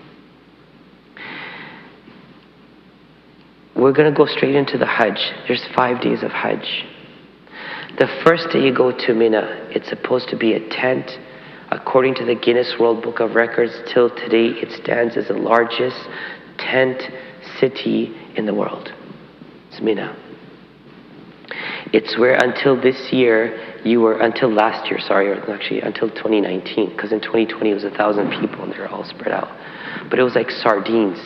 You're literally next to each other. Right? Literally. That's when you enter your grave. Mina is the day that you enter your grave. What happens in Mina and Hajj, it is A day where you pray Dhuhr, Asr, Maghrib, Isha, and Fajr of the next day in that place. It's where you mentally, physically prepare yourself for Arafah. Because according to Rasulullah sallallahu alaihi wasallam, Al-Hajj Arafah. Hajj is Arafah. Means 3-4 things. Number one, he said that because when he saw the vibe in the pilgrims, he goes, this is Hajj. It also means that if you don't get Arafah, you don't get Hajj. It also means that everything that you're doing is for Arafah. So let me tell you one thing clearly. You can go to Makkah, you can go to Medina, you can make your Umrahs, you can stay at your hotel. You can go to Mina.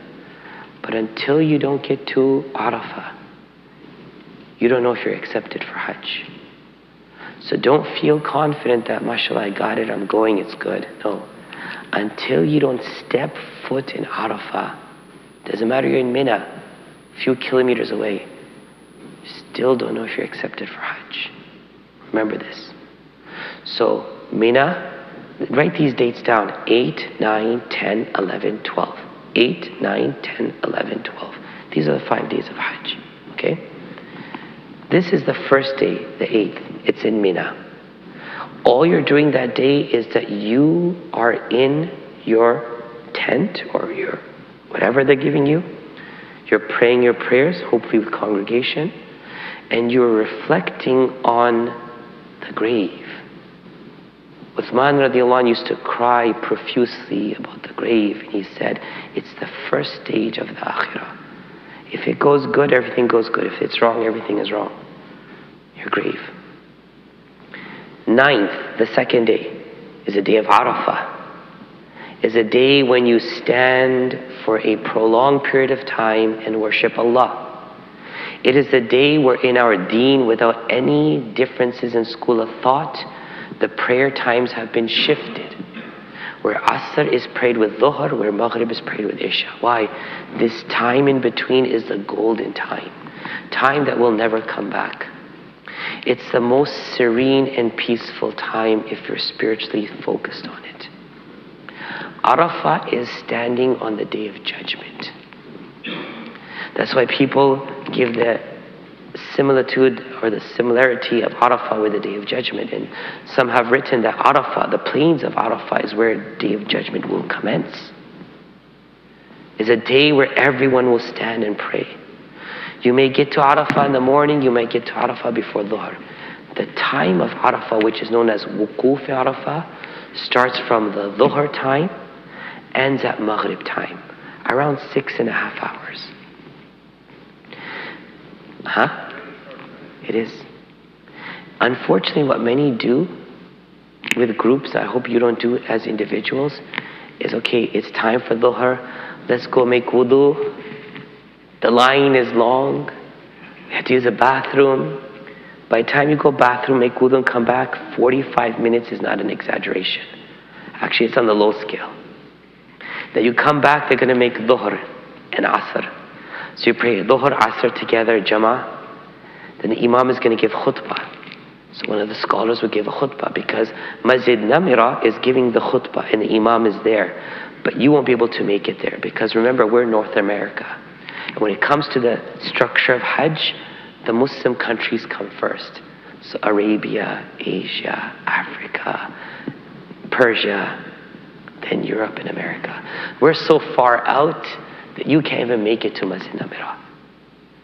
I want to say something here. It doesn't matter what you read about how Rasulullah did Hajj. I really double down, ask you, stick to your itinerary. Before I would say stick with your group. We always had people say, I'm going to go Masjid Namira. Assalamu alaikum. We won't see you back for days. There was a time when you couldn't drop a ping and say, this is where we are. We used to lose Hajis for days at a time. Because they thought, oh, we know these are red light posts. Yeah, we'll go to Masjid Namira and come back. And they're not coming back for days.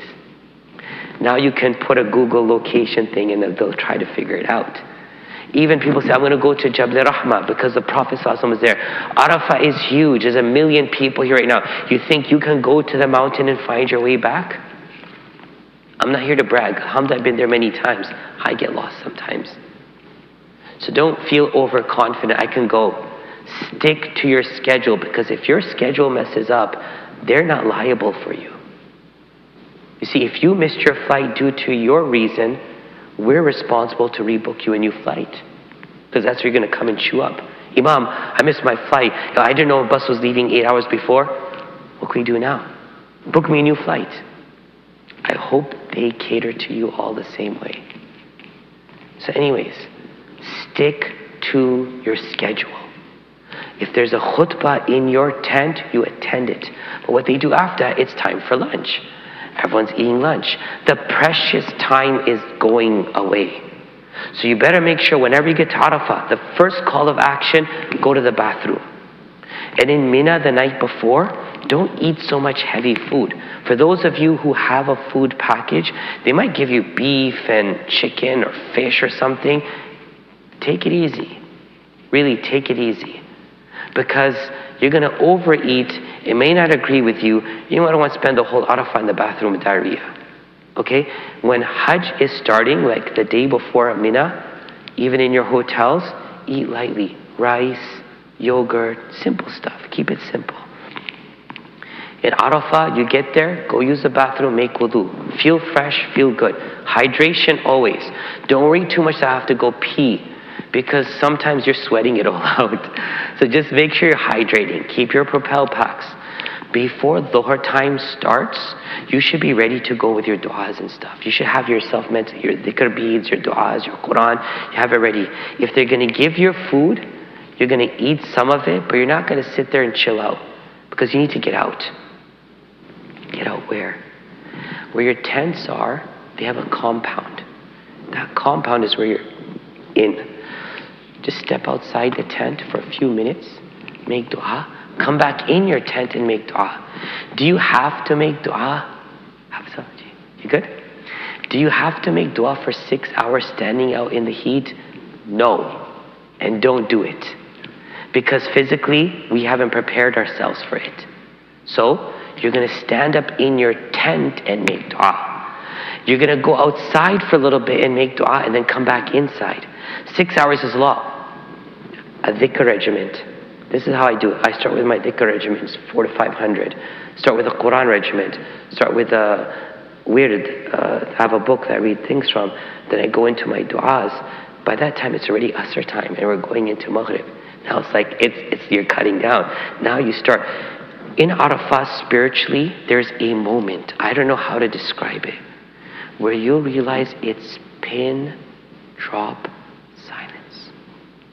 As if the angels have covered the atmosphere and the du'as are accepting. That even you'll hear an ambulance and the helicopters that are constantly around are like in a distance. There is something about Arafah that, if you enter Arafah, Shaitan cries like tears of blood, because you literally broke him. Everything he's done in your life, you broke him from entering there. Now equip yourself with dua and prayer and acceptance of these prayers, that when you walk out, he can't start back with you. And if he starts, he's got a big task on his hand. In these 6 hours, I promise you, it's not enough time. Keep your water bottle. Keep drinking.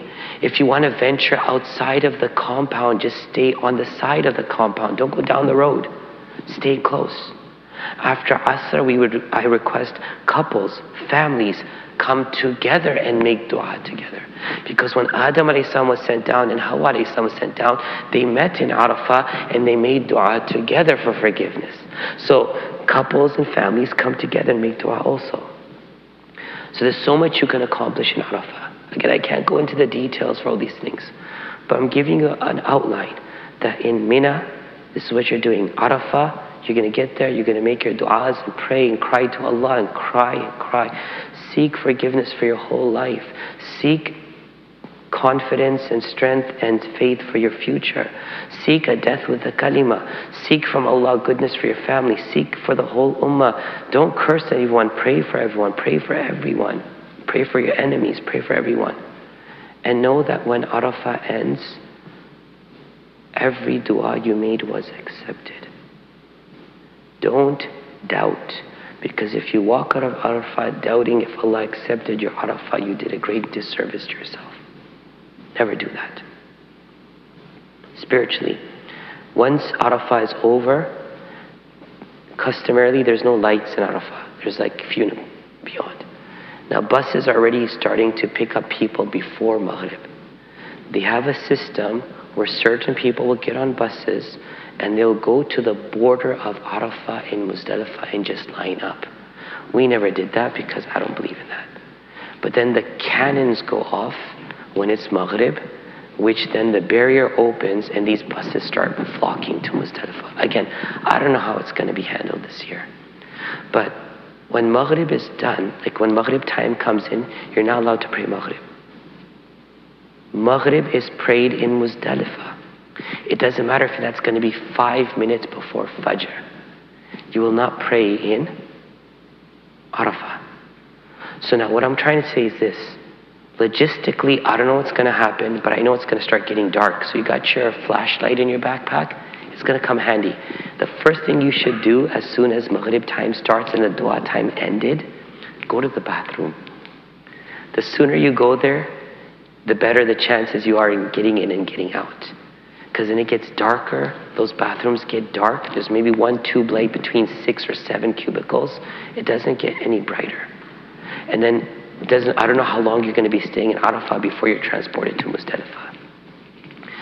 So the Day of Judgment has ended with the setting of the sun and you waiting to go to Muzdalifah.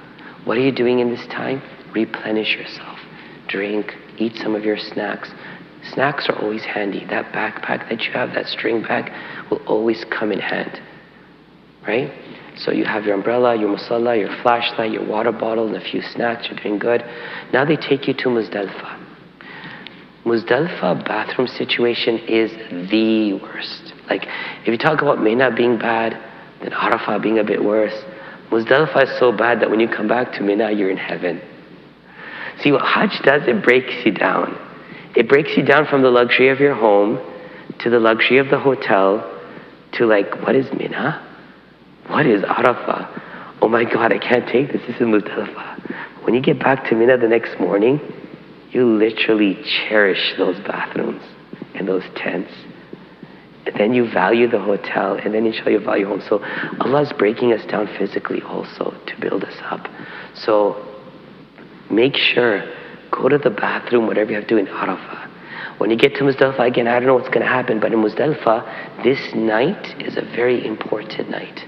Not only is it the night preceding the Eid morning, in which dua is also accepted, but this spiritually is the time when you stand before Allah for your hisab. So you're going to stand on the Day of Judgment, but then you have to stand before Allah for your judgment. That's what Muzdalifah is. So in Muzdalifah, it's not about, hey, high fives, we did Arafah, we're done, we're Hajj Is 2022, let's go to Muzdalifah and knock out. No, go to Muzdalifah. The first call is prayer Maghrib and Isha. There will be Jamaats happening, people are praying in different places. Join them, if not, pray your own. Again, I don't know what's going on. But Maghrib and Isha. Maghrib, Iqama, Maghrib, Azan and Iqama. Azan will have already been made, so Iqama and Isha. Right? Got that down? Then eat something. If they're providing you food, you eat something. If not, you're snacking. Hydration and food, keep it balanced, keep it going. In Muzdalifah, you're supposed to pick up 70 stones. However, what...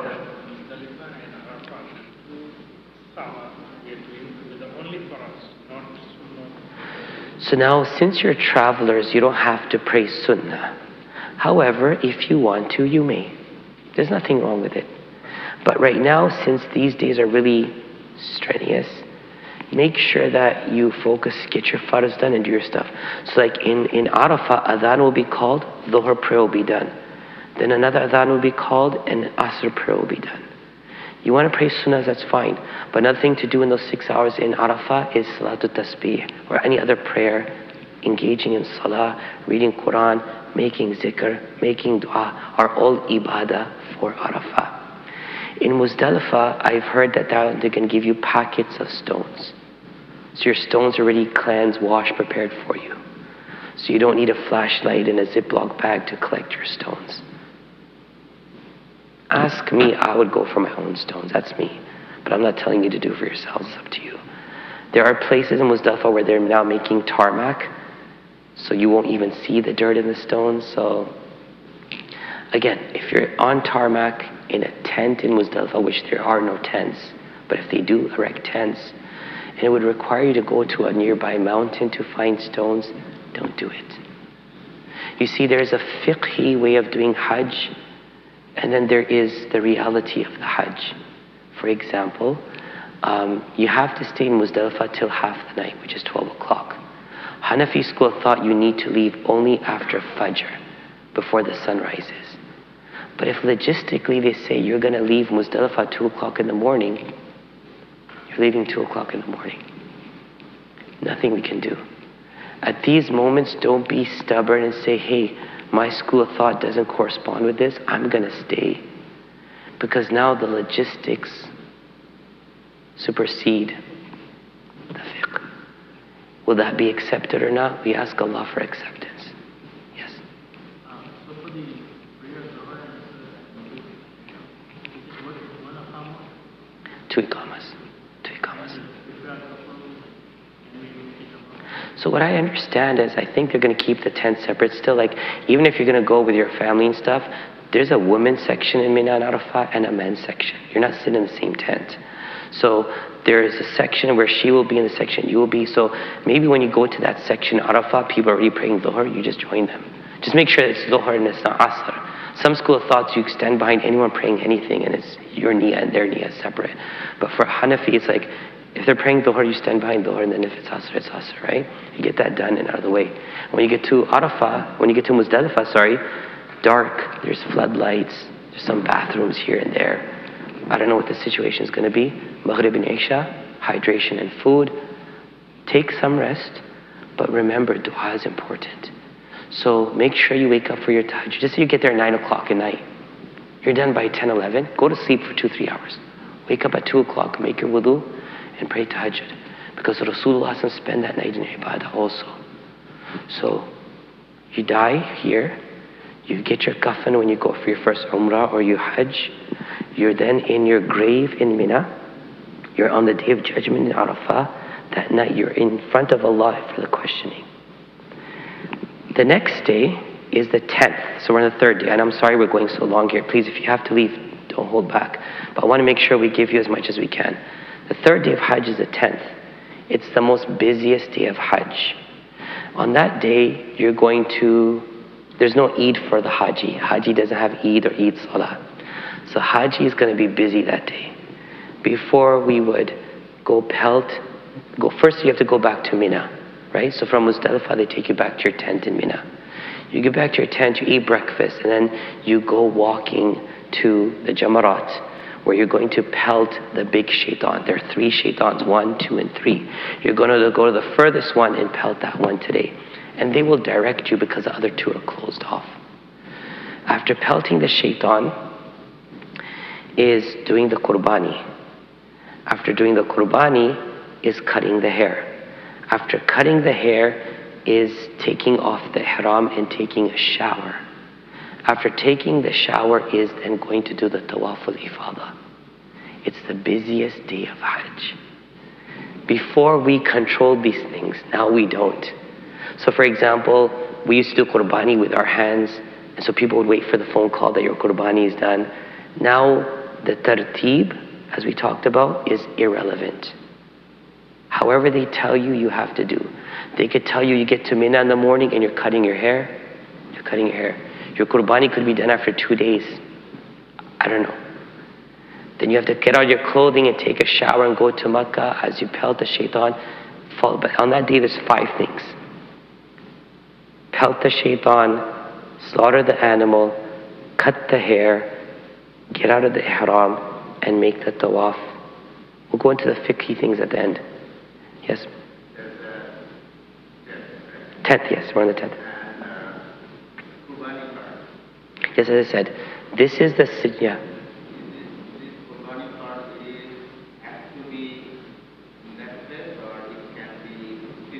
Qurbani in Hajj has to be done in the area of Hajj. You cannot say, I'll do it in another country, no.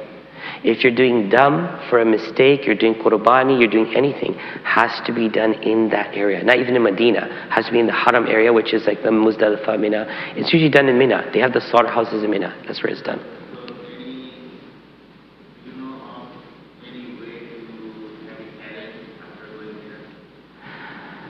The question is how to have qurbani arranged after going there. So all the people who used to do things, like we had people who used to do qurbani for us. Like we arrange, we buy the animals, they have it ready. We used to go slaughter. We used to then go and distribute the meat. We used to get it cooked and feed the people. Those days are gone now. So there are these posts, maruf by, in Makkah and Medina, Makkah, buy your qurbani. So you go to, it's the government post. It's these little cubicles. You go there and you give them the money and they give you a ticket. They have 3 huge slaughterhouses in Mina. And when I say huge, like you don't understand what huge means. It is huge. But during the regular days of Hajj, it would take them 3 days to finish the qurbanis. But the ticket you'll get will say your qurbani will be done on the first day at this time. So between you and Allah, if it says your qurbani is going to be done by 12 o'clock on the 10th, it is what it is.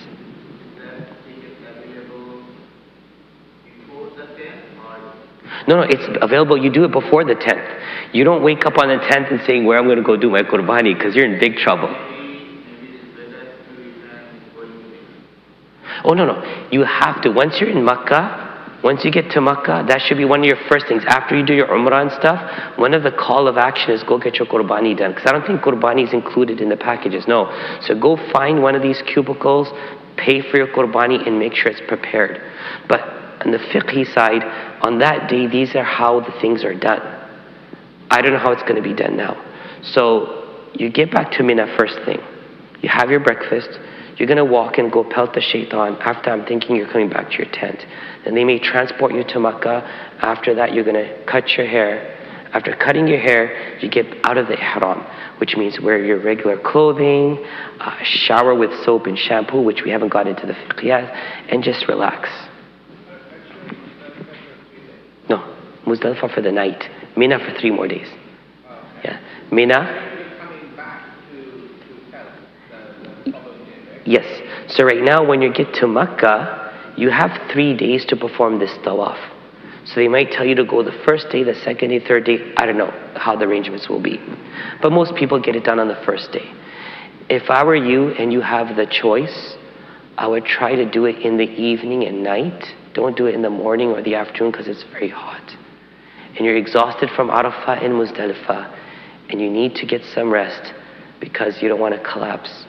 So again, you pelt, you slaughter, you cut your hair, you get out of your ihram, and you go perform tawaf inside. We'll get to the fiqh very soon. Let me just say one thing here. When you get out of your ihram after wearing your clothes, everything is halal after cutting the hair except for a relationship between a husband and wife. A lot of people don't understand that. And since they have hotel close by or whatever else, if anything happens, the penalty for that is a camel. And a camel is like around $2,600 right now. Just keep that in mind. So when you get out of your ihram after Umrah, Umrah is what? You go and make a tawaf, you make Safa Marwa, you cut your hair, you're out. Take this off. Take a shower, use soap and shampoo, perfume and stuff, everything is halal.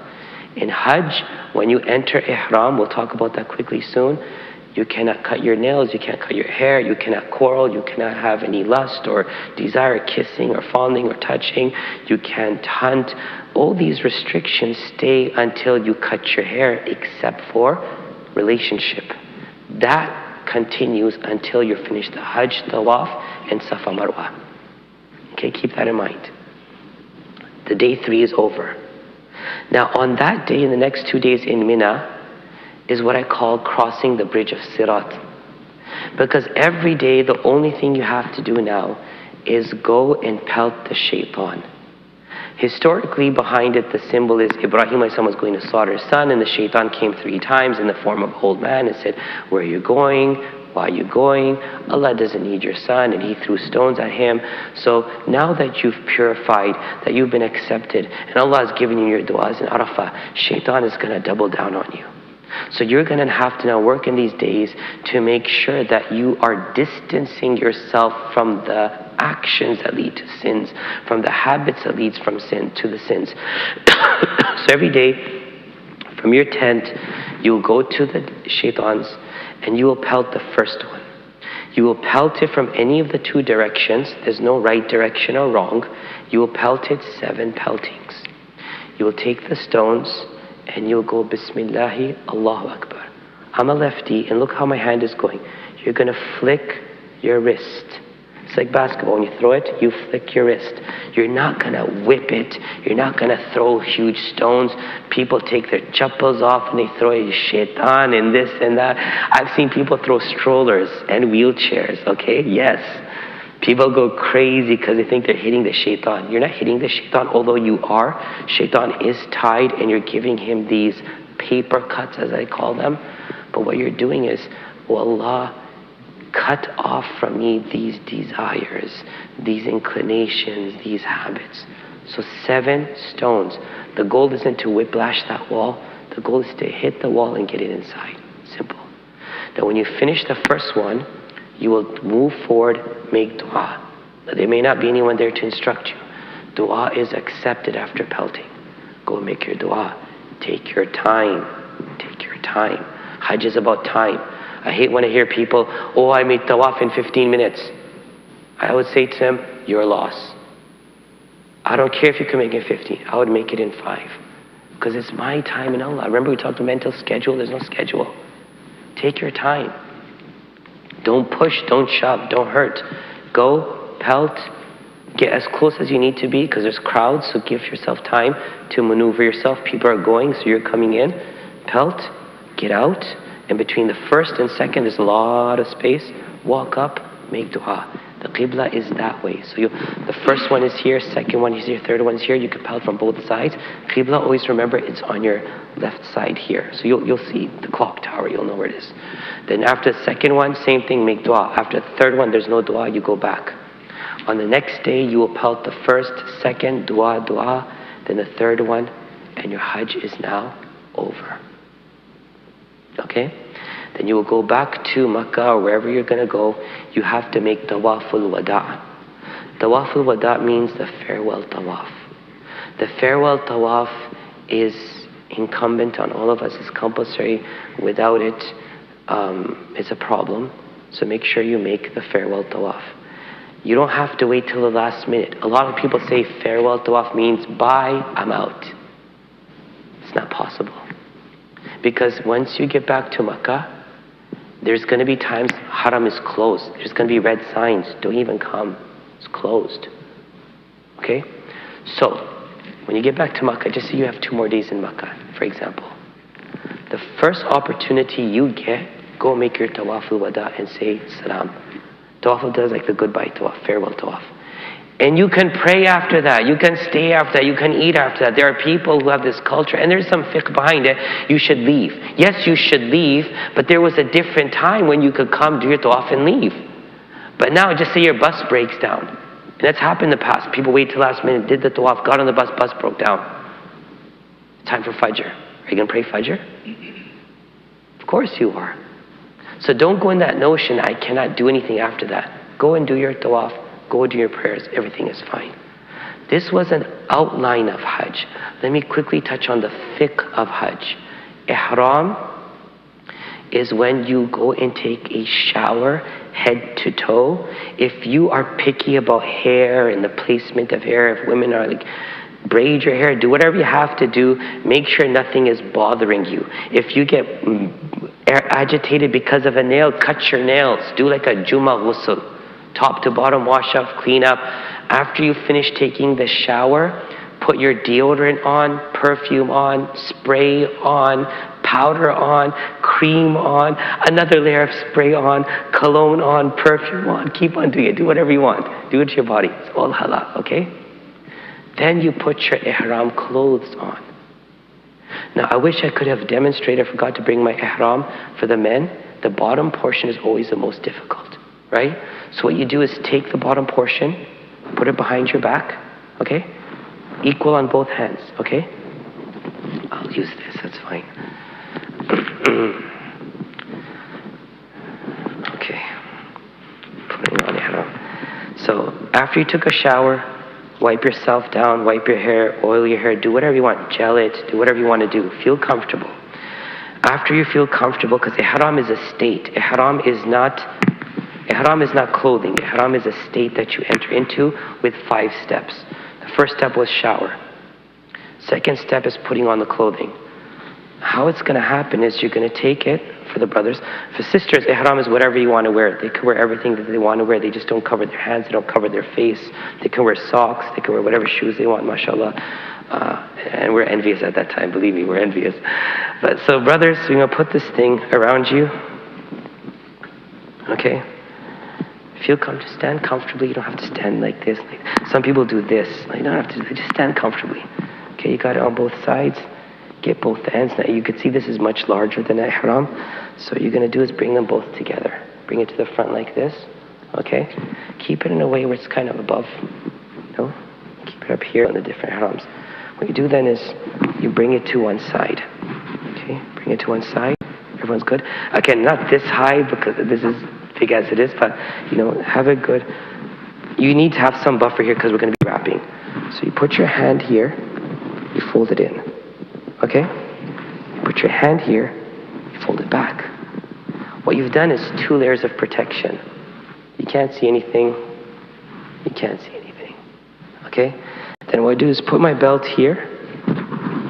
They wrap it over. I promise you, out of all the years and all the different techniques, this is so comfortable. I could stretch my feet as long as I want to go. It's perfectly fine. You could sit cross-legged. You could do yoga in this position. I was saying, it's so comfortable. Okay? So, the thing is, you get yourself some protection. You don't need to use pins. But again, this is too long, so you may think, okay, it's opening it up because it's too long. But realistically, it's perfectly fine. If you want to be a penguin, I'll tell you how to be a penguin. You put your feet together, and you wrap yourself like this, and all you're going to do is walking like this. You don't want to do that. And yeah, you're stuck.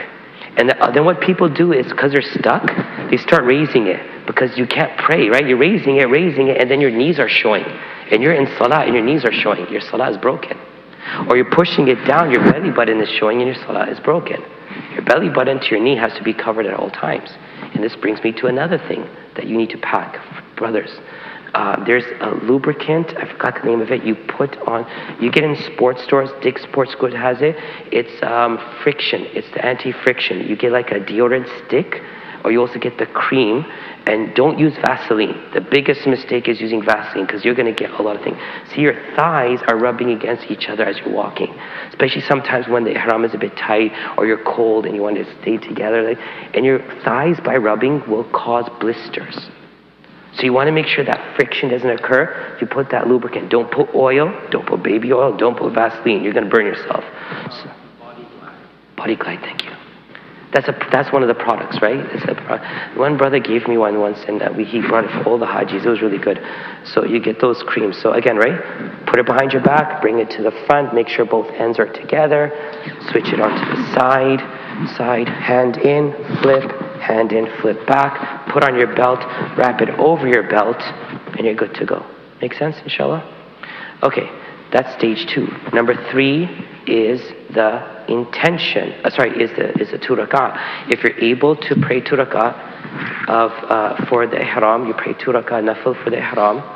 Number 4 is you make the intention. What's the intention?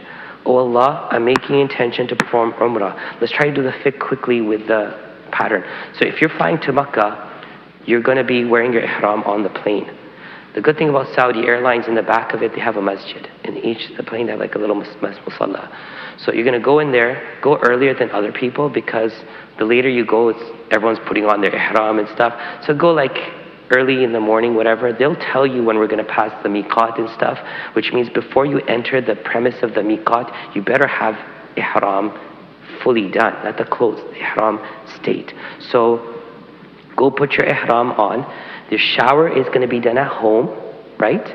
You're going to take your shower at home before you leave, put your perfume on, take some perfume with you in the bag, and you can put on before you stick your clothing on. Perfume does not go on the ihram, it goes on the body. If it touches the body from the ihram touches the body, it's fine. But you're not going to take your ihram and start spraying on it, okay? It's on your body. So you got up from the plane, you went in the back, you put your ihram on, you prayed 2 rakah, and you made intention. Oh Allah, making intention to do Umrah, make it easy for me and accept it for me. Good to go? You're still not in ihram. You just did 4 steps. Showered at home, put the ihram on the plane, made the 2 rakats, and made the intention.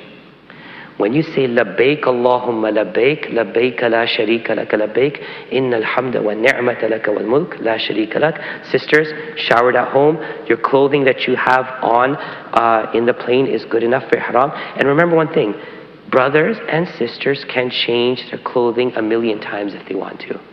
So if you land in Jeddah, you're like, hey, that looks like a better ihram. Go buy it and wear it. If the sisters land and say, you know what, this pant is too tight, change it out. If the abaya is not good, change it out. You can change your clothing as many times as you want because ihram isn't the name of clothing. Ihram is the name of a state you enter into. Okay? So, once you say labbaik Allahumma labbaik, you've entered the state. And you need to do that before you cross over the miqat. A miqat is a territory that if you enter that territory with the intention of performing Umrah, you better be in ihram. If not, you have to give dam of a goat. Okay? So, the pilot will tell you way before, inshallah, in 2 hours, we're going to be reaching the miqat. Start preparing yourself. Before that announcement, go prepare yourself. Because you don't want to see that rush. That rush is crazy sometimes. So now you're in the state of ihram. What does that mean? No perfumes, no soaps, no scented things. So now you're going to go to the bathroom. Make sure you don't use that soap because it's scented. Keep a piece of unscented soap. Before we tell people if you want to, I will say it's mandatory. Everyone should have unscented soap with them. Because we're still in a pandemic, make sure you wash those hands. It's not permissible to remove body hair or body dirt, like rubbing the sweat off your body in ihram. You can't do this stuff. But when you're washing your hands with soap after the bathroom and stuff, we're in a pandemic still, you better wash those hands properly, okay? We're going to look at the circumstance and put the fiqh in its position right now only because of the circumstance. You can't use hand sanitizer. You can use the unscented soap. Number 3, no quarreling. Men, 2 sheets. No underwear, no socks, no undershirt, no hat, nothing covering the face, nothing touching the face. So you want to go to sleep, don't put your ihram over your face and go to sleep, because if it stays on too long, then that's a violation of the ihram. So make sure that you keep your ihram on in a way that your state of ihram is knowing that I can't shout, I can't fight, I can't quarrel, I can't cut my nails, I can't cut my hair, I can't pull on my hair, I can't remove dirt from my body, I can't use anything scented, I can't, it says don't hunt and don't tell someone to hunt, that's all different, they don't do that anymore. But keep these things in mind, okay? Your slippers are the V-shaped slippers now, your feet, head is not covered. Sisters, make sure your face is not covered. And what does it mean by face? A lot of sisters who wear niqab or not, they tend to, wear their hijab a bit low, and they kind of keep their chin or their forehead. That's covering the face. Your hairline to below your chin has to be open. So the face has to be open, and the hands cannot be covered. Other than that, sisters could wear whatever they want. There's no restrictions on the sisters. Now, when you go for Umrah, we're going to go through fiqh here quickly. Umrah is the first time you see the Kaaba is important, so when you get to the masjid, keep your gazes down until you get closer to the Kaaba. When you do move to the side, make dua. After making dua, make intention, oh Allah, I make intention to perform the Tawaf.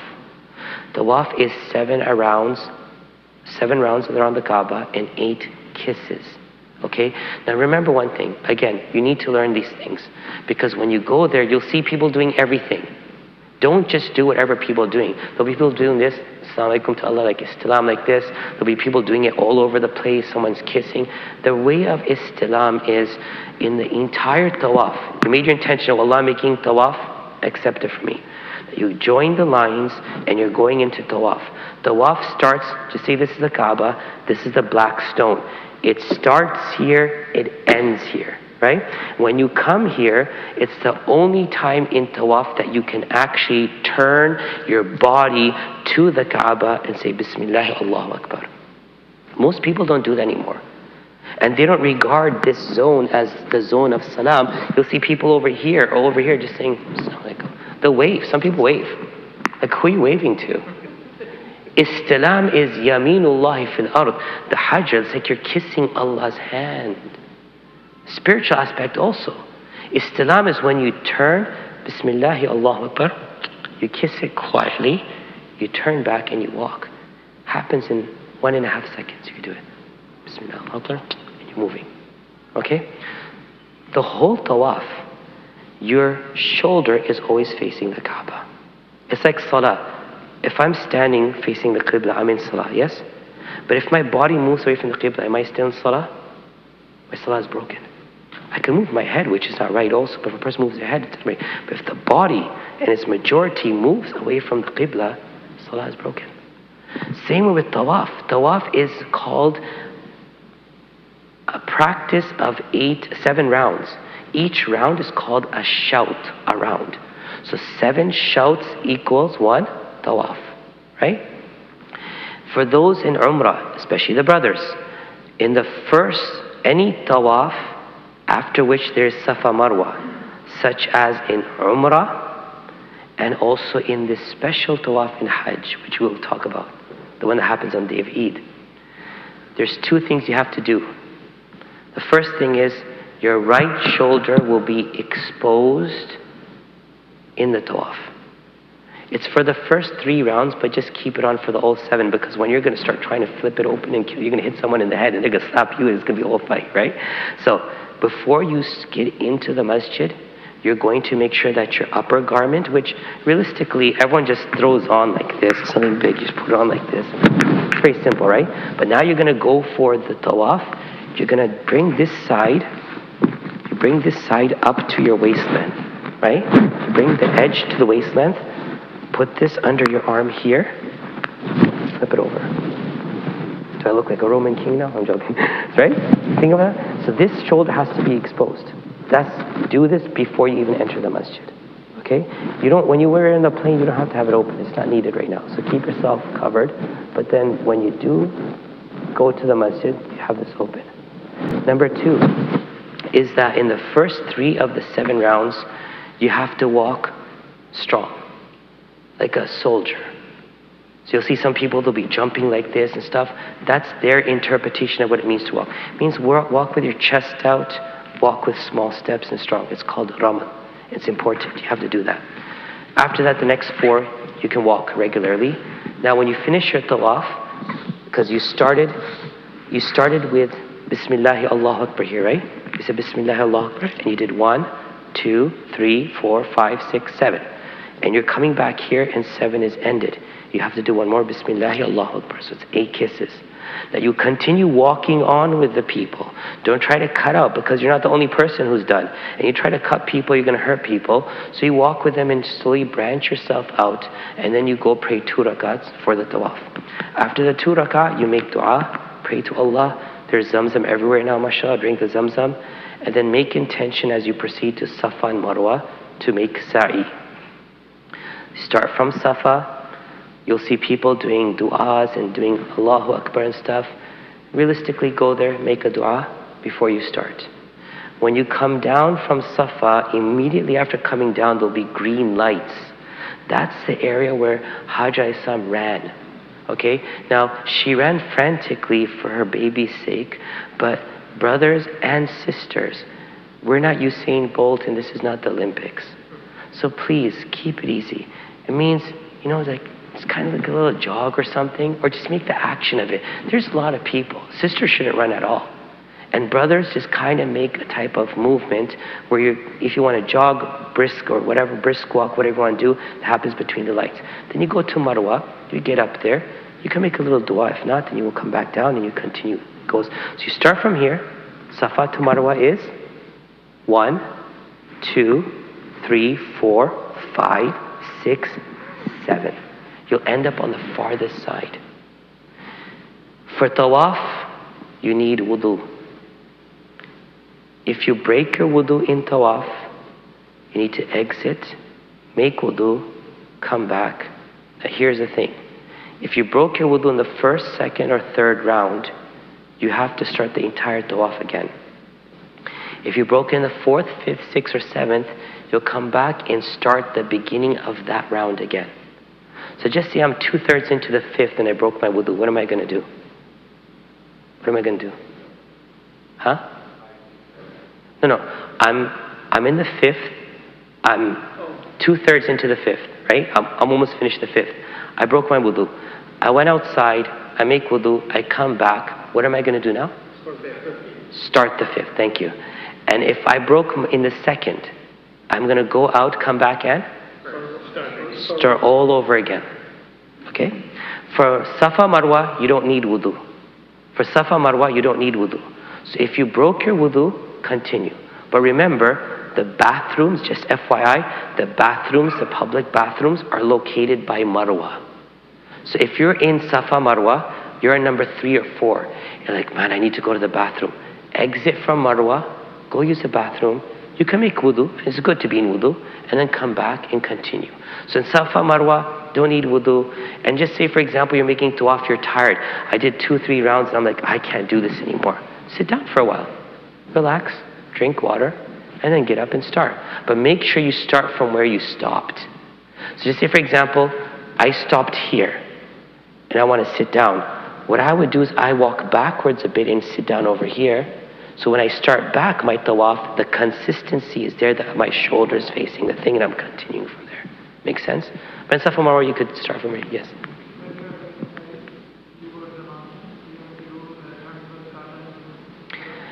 No. So if the question was, if you are doing say and you go to the mountain, first of all, the mountains are no longer there. It's a little hillock. And if you get there, if you see the Kaaba, people would say the istilam, but you don't have, first of all, you don't have to. And it's good to make say Allahu Akbar when you see the Kaaba from Safa before you start, but right now you can't see it either. There's still construction, there's boards and stuff there. So you don't have to do anything specific at the start and end or in the middle. رَبِّ اغْفِرْ وَارْحَمْ وَتَجَاوَزْ عَمَّا تَعْلَمْ إِنَّكَ أَنْتَ الْعَزِيزُ الْأَكْرَمُ is a dua of forgiveness. You can make that dua throughout the course of Safa Marwa. You can make any dua of istighfar. You could stay quiet. What do you do in Tawaf? You can make dua, you could read Quran, you can make dhikr, you could be quiet. Anything, right? But the last thing you want to do is talk and gossip. Oh, did you see those people over there? And you're talking and stuff. Sometimes husband, wife, hand in hand, walking, or he's hand. This is not romance time. This is tawaf time, right? You hold her hand or hold your wife in front of you, but like focus. Don't get off and talking about this, that, and the other. Stay focused. You can read Quran. If you want to open up Quran during tawaf and read, you can do it. You want to open on the app and read, you can do that. Okay? But don't engage yourself in things which are contradictory to that, right? Which is counterproductive, sorry. Now, after you finish your Safa Marwa, make a dua, and you walk out, cut your hair. Men and women have to cut their hair. Women have to cut at least this much, 1 inch from their hair, and so do men. If you don't have up to 1 inch, for sisters, just say they don't have much hair, they only have little, then just cut a little bit off from a part. Again, I'm talking circumstantially. Some sisters may not have hair, and if they cut off 1 inch for Umrah and 1 inch for Hajj, it's difficult. It's supposed to be done evenly across the head. So based on the situation, remember, this much has to come off if possible.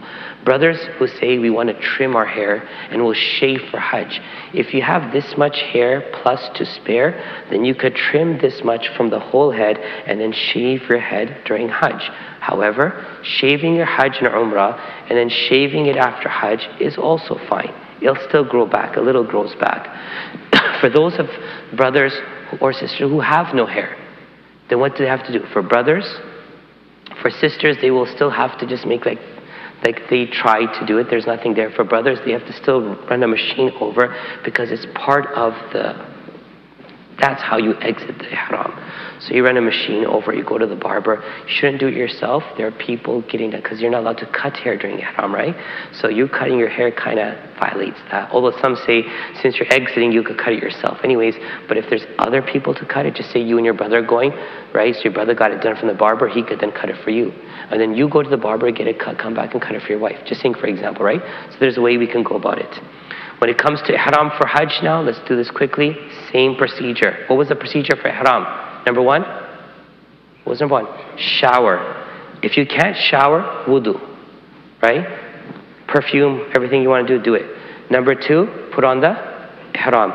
Sisters, put on whatever clothing they've defined. Take extra with you during the Hajj days because you can change. Brothers, mandatory, take another one piece at least. Because another set of ihram is really bulky, but take a piece, you could stuff that into the handbag. Because usually the bottom piece gets dirty after sitting in the mud and stuff, so you can change it. Or if something happens in the bathroom, you can change it. But the upper piece really doesn't get dirty unless you're not eating properly and you drop your curry all over your clothes. Then you'll have a map of the world after you're done, so it's good. So an extra piece of ihram, right? So brothers and sisters, especially sisters, take extra abaya or take extra dress or extra undergarments because you can change those. That's not a problem. That doesn't violate your ihram. Number 3 is pray 2 rakats. Number 4 is make intention. What's the intention now? Oh Allah, I make intention to perform Hajj. Make it easy for me, accept it for me. Anyone doing Hajj for someone else? Okay, if you're doing Hajj for someone else and you have to make the intention on their behalf, if not, you're doing it for yourself, it's perfectly fine. Then you say, Labbaik Allahumma Labbaik, and now you're in the state of ihram for 3 days. The 8th, the 9th, and most of the 10th. Right? Yes. Intention for ihram. 2 rakats for ihram. 2 rakat nafil for ihram. Right? Because if a person can't do, just say a sister's on her menses and she cannot pray because she's on her menses, but she has to get into ihram to go to Hajj. Her Hajj will be done. She's just going to put her ihram on, make intention, say labbaik and go to Mina. Don't pray. Go to Arafah, be in Arafah, make dua, no praying. Go to Muzdalifah, go pelt the stones. When it comes to her tawaf, then there's going to be the issue there. So if a sister's on her menses and now it's time to go back home, and she still hasn't done her tawaf for Hajj and her tawaf for going, the tawaf for Hajj is the 10th, 11th, and 12th till Maghrib. So by the 11th, if she can't do it and she doesn't see she's going to be able to do it on 12th, she will clean up, make wudu, make sure, of course, she's wearing her pad and stuff, but she'll go and make tawaf in this situation. But she'll have to give dam for that. And then if it's tawaf al-wada, and she's unable to do that, and the time is coming close to go, another day is left, and she's not going to be able to do it, she'll clean up and she'll go do the tawaf in this situation. And that's circumstantial. They talk to scholars at that time what needs to be done. Now, for the brothers, we talked about the scenario, and the sisters, and the last thing is the tawaf of Hajj for brothers. Because you don't make that tawaf in your ihram. It's the only tawaf in the year you make it in your beautiful Eid clothes. The clothes that you want to wear for Eid, right? Because you got up in the morning, you went to Mina, you ate breakfast, you pelted, you cut your hair, you slaughtered the animal. Of course, you didn't slaughter it, they slaughtered it. And you cut your hair, so you're going to take a shower and wear your clothes. Now, I'm going to pause here. Sisters and brothers, I don't know if your packages give you access to your hotels during Hajj or not. I don't know what the thing is. What we used to do is our Hajj hotels were in front, so we'd walk back to Makkah, go eat breakfast, go to sleep. And when we get the text message around 2, 3 o'clock that the Purbani was done, we go downstairs, get our hair cut, take a shower, and after dinner go do Tawaf. But now, if your package says you have no hotel during Hajj, that means your luggage will be taken into storage. That means you need to have for those 5 days everything with you. From the extra ihram to the extra pair of clothes, or 2 or 3 of them because you're going to take a shower the next day also. Your toiletries, your medications have to be with you. How that happens, we'll have to figure it out there. But if you do have access to your hotel in Makkah, but it's far, you have the option of going there and showering up, cleaning up, and then going for your tawaf, which again, a lot of walking, or you just keep it with you in Makkah, in Mina. Keep in mind, in Mina, the toilets and showers are together. So you sit on the toilet below, and on top of you is the shower head. Now when you turn on the water to wash yourself, don't turn on the long nozzle because you're going to be washing yourself from there up and down there, okay? So again, they have a lot of American toilets now. Those squatting toilets are not obsolete, but they're very far and few. And if, according to what they're saying, they're going to change up the system. Maybe it won't be like that, but what the system was until 2019 was it's a small toilet room. So if you're in ihram, of course, the upper garment, you throw it over the door. The lower garment, you would take out carefully and hang it over the hook. However, the way we tied it, you can easily lift it up, fold it, and go to the bathroom, and then let it drop after. It's very durable that way, inshallah. But if the showers are still there, or they make new shower rooms, in Mina you can take your shower irrespective, right? So keeping in mind, I know I'm kind of crunching things together, if you don't have access to any of your stuff during Hajj, because you have no hotel, then for those 5 days, your toiletries, your medications, extra ihram, extra pair of clothing have to come with you for 5 days. And if you do, it's up to you. Are you willing to go? Some people, their hotels are on the Makkah-Jeddah highway. Some people, the Meridian, which is 2 miles away. So don't think you can grab a taxi and go. The traffic that day is so bad, you'd rather walk, okay? So if you can walk to your hotel from Mina, by the way, walking from Mina to Makkah takes 2 hours. 1 hour 40, 6 kilometers. But the thing is that what we do, we go to the Jamarat, Pelt, and from there continue walking on. That's like 30, 40 minutes, then another hour. And it's a walkway. Walking tunnels, everything else, stores on the side, water fountains, go grab some grapes, go drink some water, stay hydrated, please. And then you get to Makkah, inshallah. So these are the things. So we talked about the premise of Hajj, which was the hadith. We broke each word down. We went into the physical, mental, spiritual. We went into some of the fiqh. Don't get so caught up in the rules because you'll become miserable. Just know what you have to do so you don't do what you're not supposed to do. Another thing underlying, remember, if you're with your families, there is no relationship or touching until the tawaf is done. And that was what we were talking about, the tawaf. So this tawaf is unique because you're wearing your regular clothes. You do tawaf in your regular clothes, but you don't do Safa Marwa in regular clothes. There's no such thing as Safa Marwa in regular clothes. People only do Safa Marwa if they're doing Umrah. But this one, you're going to be wearing regular clothes. You're going to go in, make the intention of Tawaful Ifada, the Tawaf of Hajj. You're going to make your 7 rounds starting from that corner. You're going to pray your 2 rakats. Then you're going to go to Safa Marwa and you're going to make your sa'i. And you're not going to cut your hair after because you already cut your hair before. Okay, so it's very unique. When you understand the system and you're like, this one I'm not going to cut my hair after. I'm wearing my regular clothes. And I'm not going to have to do exposing the right shoulder. So no one take their jubba and start ripping off on the ring. You don't have to expose your right shoulder. You're just wearing your clothes. Yeah, you can walk a bit strong in the first 3 and then you're good to go. I think with that, I've covered as much as I can. As you know, my voice has been gone and I've been teaching since 11:20 this morning. So I think I'm 6 hours into this.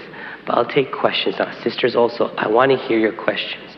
Please feel free to come downstairs here and we can talk in the session. This area is for the sisters because we don't have a microphone. Is there a microphone? Do you have a microphone? Okay, please come down and ask questions. Now we'll spend 10, 20 minutes, whatever is needed for your questions. I'm done talking. Yes, Maruf bhai.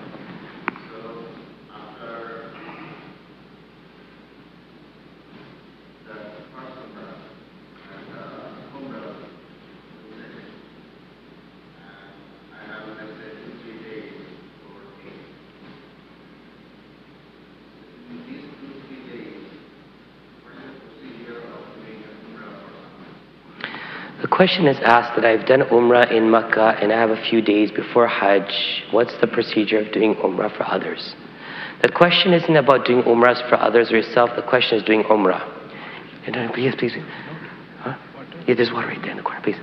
So the question isn't about doing Hajj, doing Umrah. You could do as many Umrahs as you want. First of all, understand one thing. You're going for Hajj. Keep this in mind. Number 2, it is hot. And you know what happens? Hype kills. So people, and again, we used to be like dictators on our Hajjis.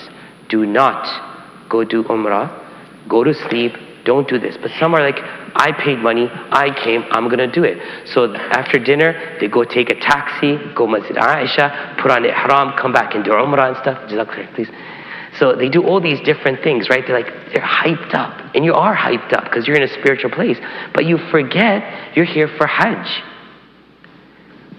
You get exhausted, you get cramps, you get dehydrated, and now in Arafah, you're sleeping. Don't do that. Understand, as a brother, I'm telling everyone, hold the Umrahs off permanently. Because we're not well versed and equipped with the understanding of what Hajj is going to be. If you've done Hajj before, you can suss it out for yourself. But if you haven't, in these 2-3 days, what do? Go pray Salah in the masjid, and Tawaf is more rewarding than Umrah. So what you're going to do is after any given Salah, preferably after Fajr or after Isha, you go had your dinner, you came back. What is Tawaf? You walk into the Tawaf area, wallah making a Tawaf. What is Tawaf? 7 rounds, right? Regular clothes, everything is regular. Stick your slippers inside the bag, make 7 rounds Tawaf, make 2 rakats, Tawaf is done. Tawaf is 7 rounds with 2 rakats, it's done. You want to do another one, go ahead and do it. But Umrah is about putting on ihram, going to Masjid Aisha, coming back, which can take 30-40 minutes depending on traffic, then getting inside, making the Tawaf, making the Safa Marwa, cutting the hair, getting back to the hotel. All in all, 5 hours, 4 hours, 6 hours. But you know what? It is draining and exhausting because you haven't slept the night now. And then you're going to eat breakfast and you're hyped up to go pray. Hajj becomes compromised. Many people end up in the hospital and they're not able to get to Hajj. So, you want to do Umrah for someone else? Gauge it yourself. You do it on the 13th also. Like, just say you did your Tawaf al-Wada, you want to go do Umrah for someone else, go ahead and do it. It's not a problem, right? Sure. Sisters, brothers, yes.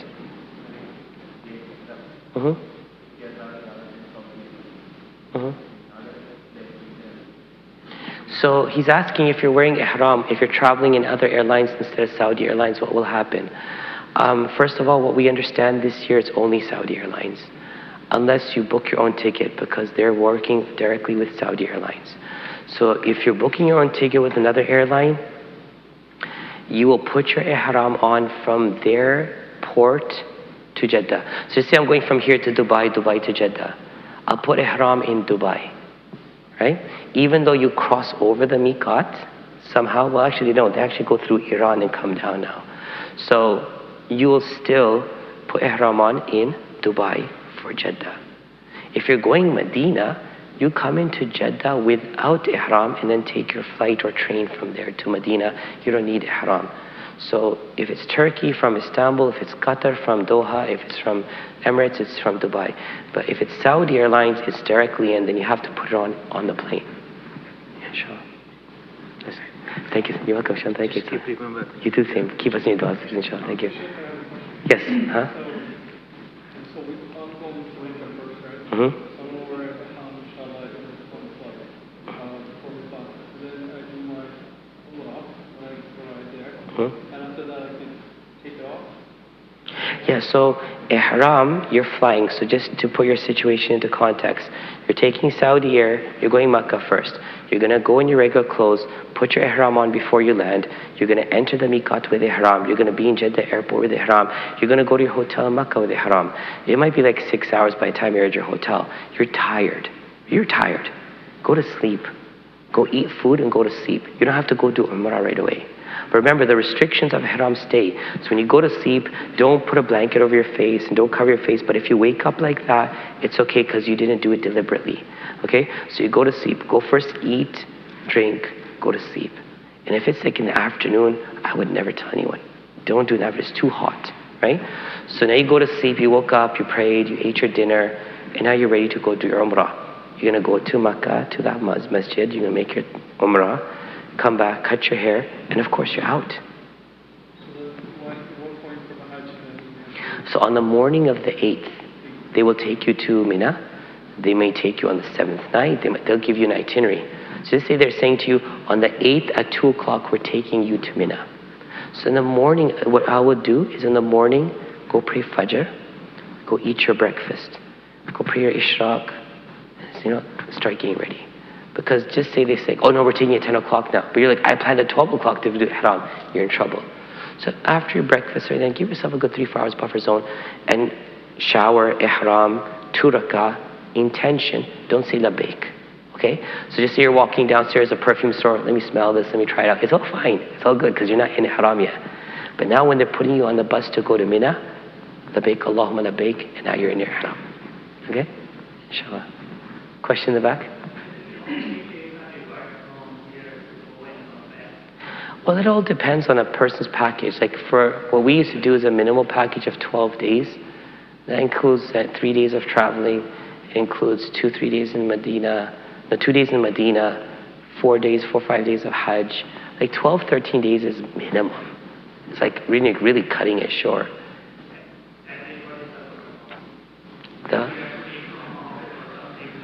You always take 2 weeks off. Take 2 weeks off. And try to leave like on a Friday and come back on a Sunday. So you get an extra day or 2. But 2 weeks is the minimum. Nowadays, like before, like our Hajj group, what we did with people, like they had a new rule in Hajj in 2018 and 2019. No one's allowed to leave Saudi until 72 hours after Hajj is over. So what happened was because a lot of the Saudis are flying out for their vacations and the airports are congested or whatever it was. Or they had Eid vacations, they wanted to do their Eid vacation before they get back to work at the airport, whatever it was. We would get exemption and get our pilgrims to the airport the very next day. And I remember the last time we did that, there was these golden buses and these charter planes from Bahrain and stuff. And the airport was practically empty, but there was VIP people getting out. But realistically, 3 days you're not going to be able to leave. So it costs 3 days after Hajj, 5 days of Hajj, that's 8. 1 or 2 days before Hajj, that's 10. 2 days in Medina is 12. 3 days traveling, going and coming, because going is 2 days, coming is 1 day. It's 14 days right there, 14, 15 days. So yeah. So this year, they started a whole new, so you're not going Hajj this year, right? So what they started this year is a whole new system. There's no more groups, there's no more companies, and the government's handling it. So we would have no control about anything anymore. So what happens is that they'll give you packages, you buy those packages and you go according to that. And right now, because of COVID, anyone over 65 is not allowed. And they also announced that no touching the Kaaba this year. So they're going to keep that barrier permanent. Hopefully next year or hopefully this year for Umrah they'll open up. But the Kaaba, the door of the Kaaba, the Hatim, all that is off limits. The black stone is off limits. It's all closed. It's been closed since they opened up during the pandemic. It's been closed. So they said they're going to keep it closed, inshallah. Yeah. Yes, brother. Sure. Sure. Sure. You mentioned just now that there are no complicated rules anymore. The Saudi government is purchasing a package from the Saudi government. So how it is that for Europe, America, Australia, and Canada, they have now a system that you go on a website and you apply for Hajj. So they opened Hajj this year for only 45% of our quota. Our quota is close to 20-something thousand, 21,000. But they only opened it up for 9,000 this year. So what they're going to do next year also is, if our quota is still 20,000, they'll say, you want to go for Hajj? Tell us you're interested. So you're going to sign up for you're interested. When the time comes, they're going to tell you, register. So you will register that I like this package, I want to go this many days and stuff. Then they put you in a lottery system. And if your name comes out of that lottery system, it's like a car dealership. There's a Camry in Plano for 22,000. But when you get there, they'll say that was one Camry, the base model. But we have another one for 28,000. Understand? So the packages which they showed people this year was 6, 8, and 10,000. But when you I like this package and I want to go, and then you got in lottery and you got accepted, the package has changed. it was 10, 12, 15, 17, 18,000. Okay, and more. And then when you try to apply for those packages, I think they have a limited number. Some people applied, but they have a payment problem. When the payment problem was solved, that package was sold out. These are the logistical things that we're seeing right now. What baffles me is that you need people on the ground helping you. So if we go in a group of 100, there's the leader of the group, there's 2, 3 scholars, and there's like 5, 6 staff members. I don't know who's going to help you. I don't know. So this year will teach us a lot as to what's going on, but there's effort being made to have them reassess how they're doing it, because we need scholars. Every other country in the world has scholars. India has its own Hajj organization through the Saudi government. They control the Hajj, but they also have scholars going. So if we have no scholars going, no imams, no helpers, how is it going to work? It's all questions. But I think those will be answered for next year, not this year. Yeah. So there is no waiting list or anything. You have to apply every year for this lottery? So basically, America never filled its quota in its history. Because like 20,000 people don't go for Hajj for America. We get like 10, 12, 14,000 people go, 15,000 if we're lucky. So we never had a problem. But now they want to entice and say, look, it's open for all people. Go and apply, go and apply. Then we'll make a lottery system of who will come out. I'm confident out of the 9,000 people who got it from the lottery, at least 2, 3, if not 4,000 are not going. Because they had problems, or then they backed out. It wasn't 73% of the people who were in that position based on internet, 73% of the people are saying that they never got through. They had problems.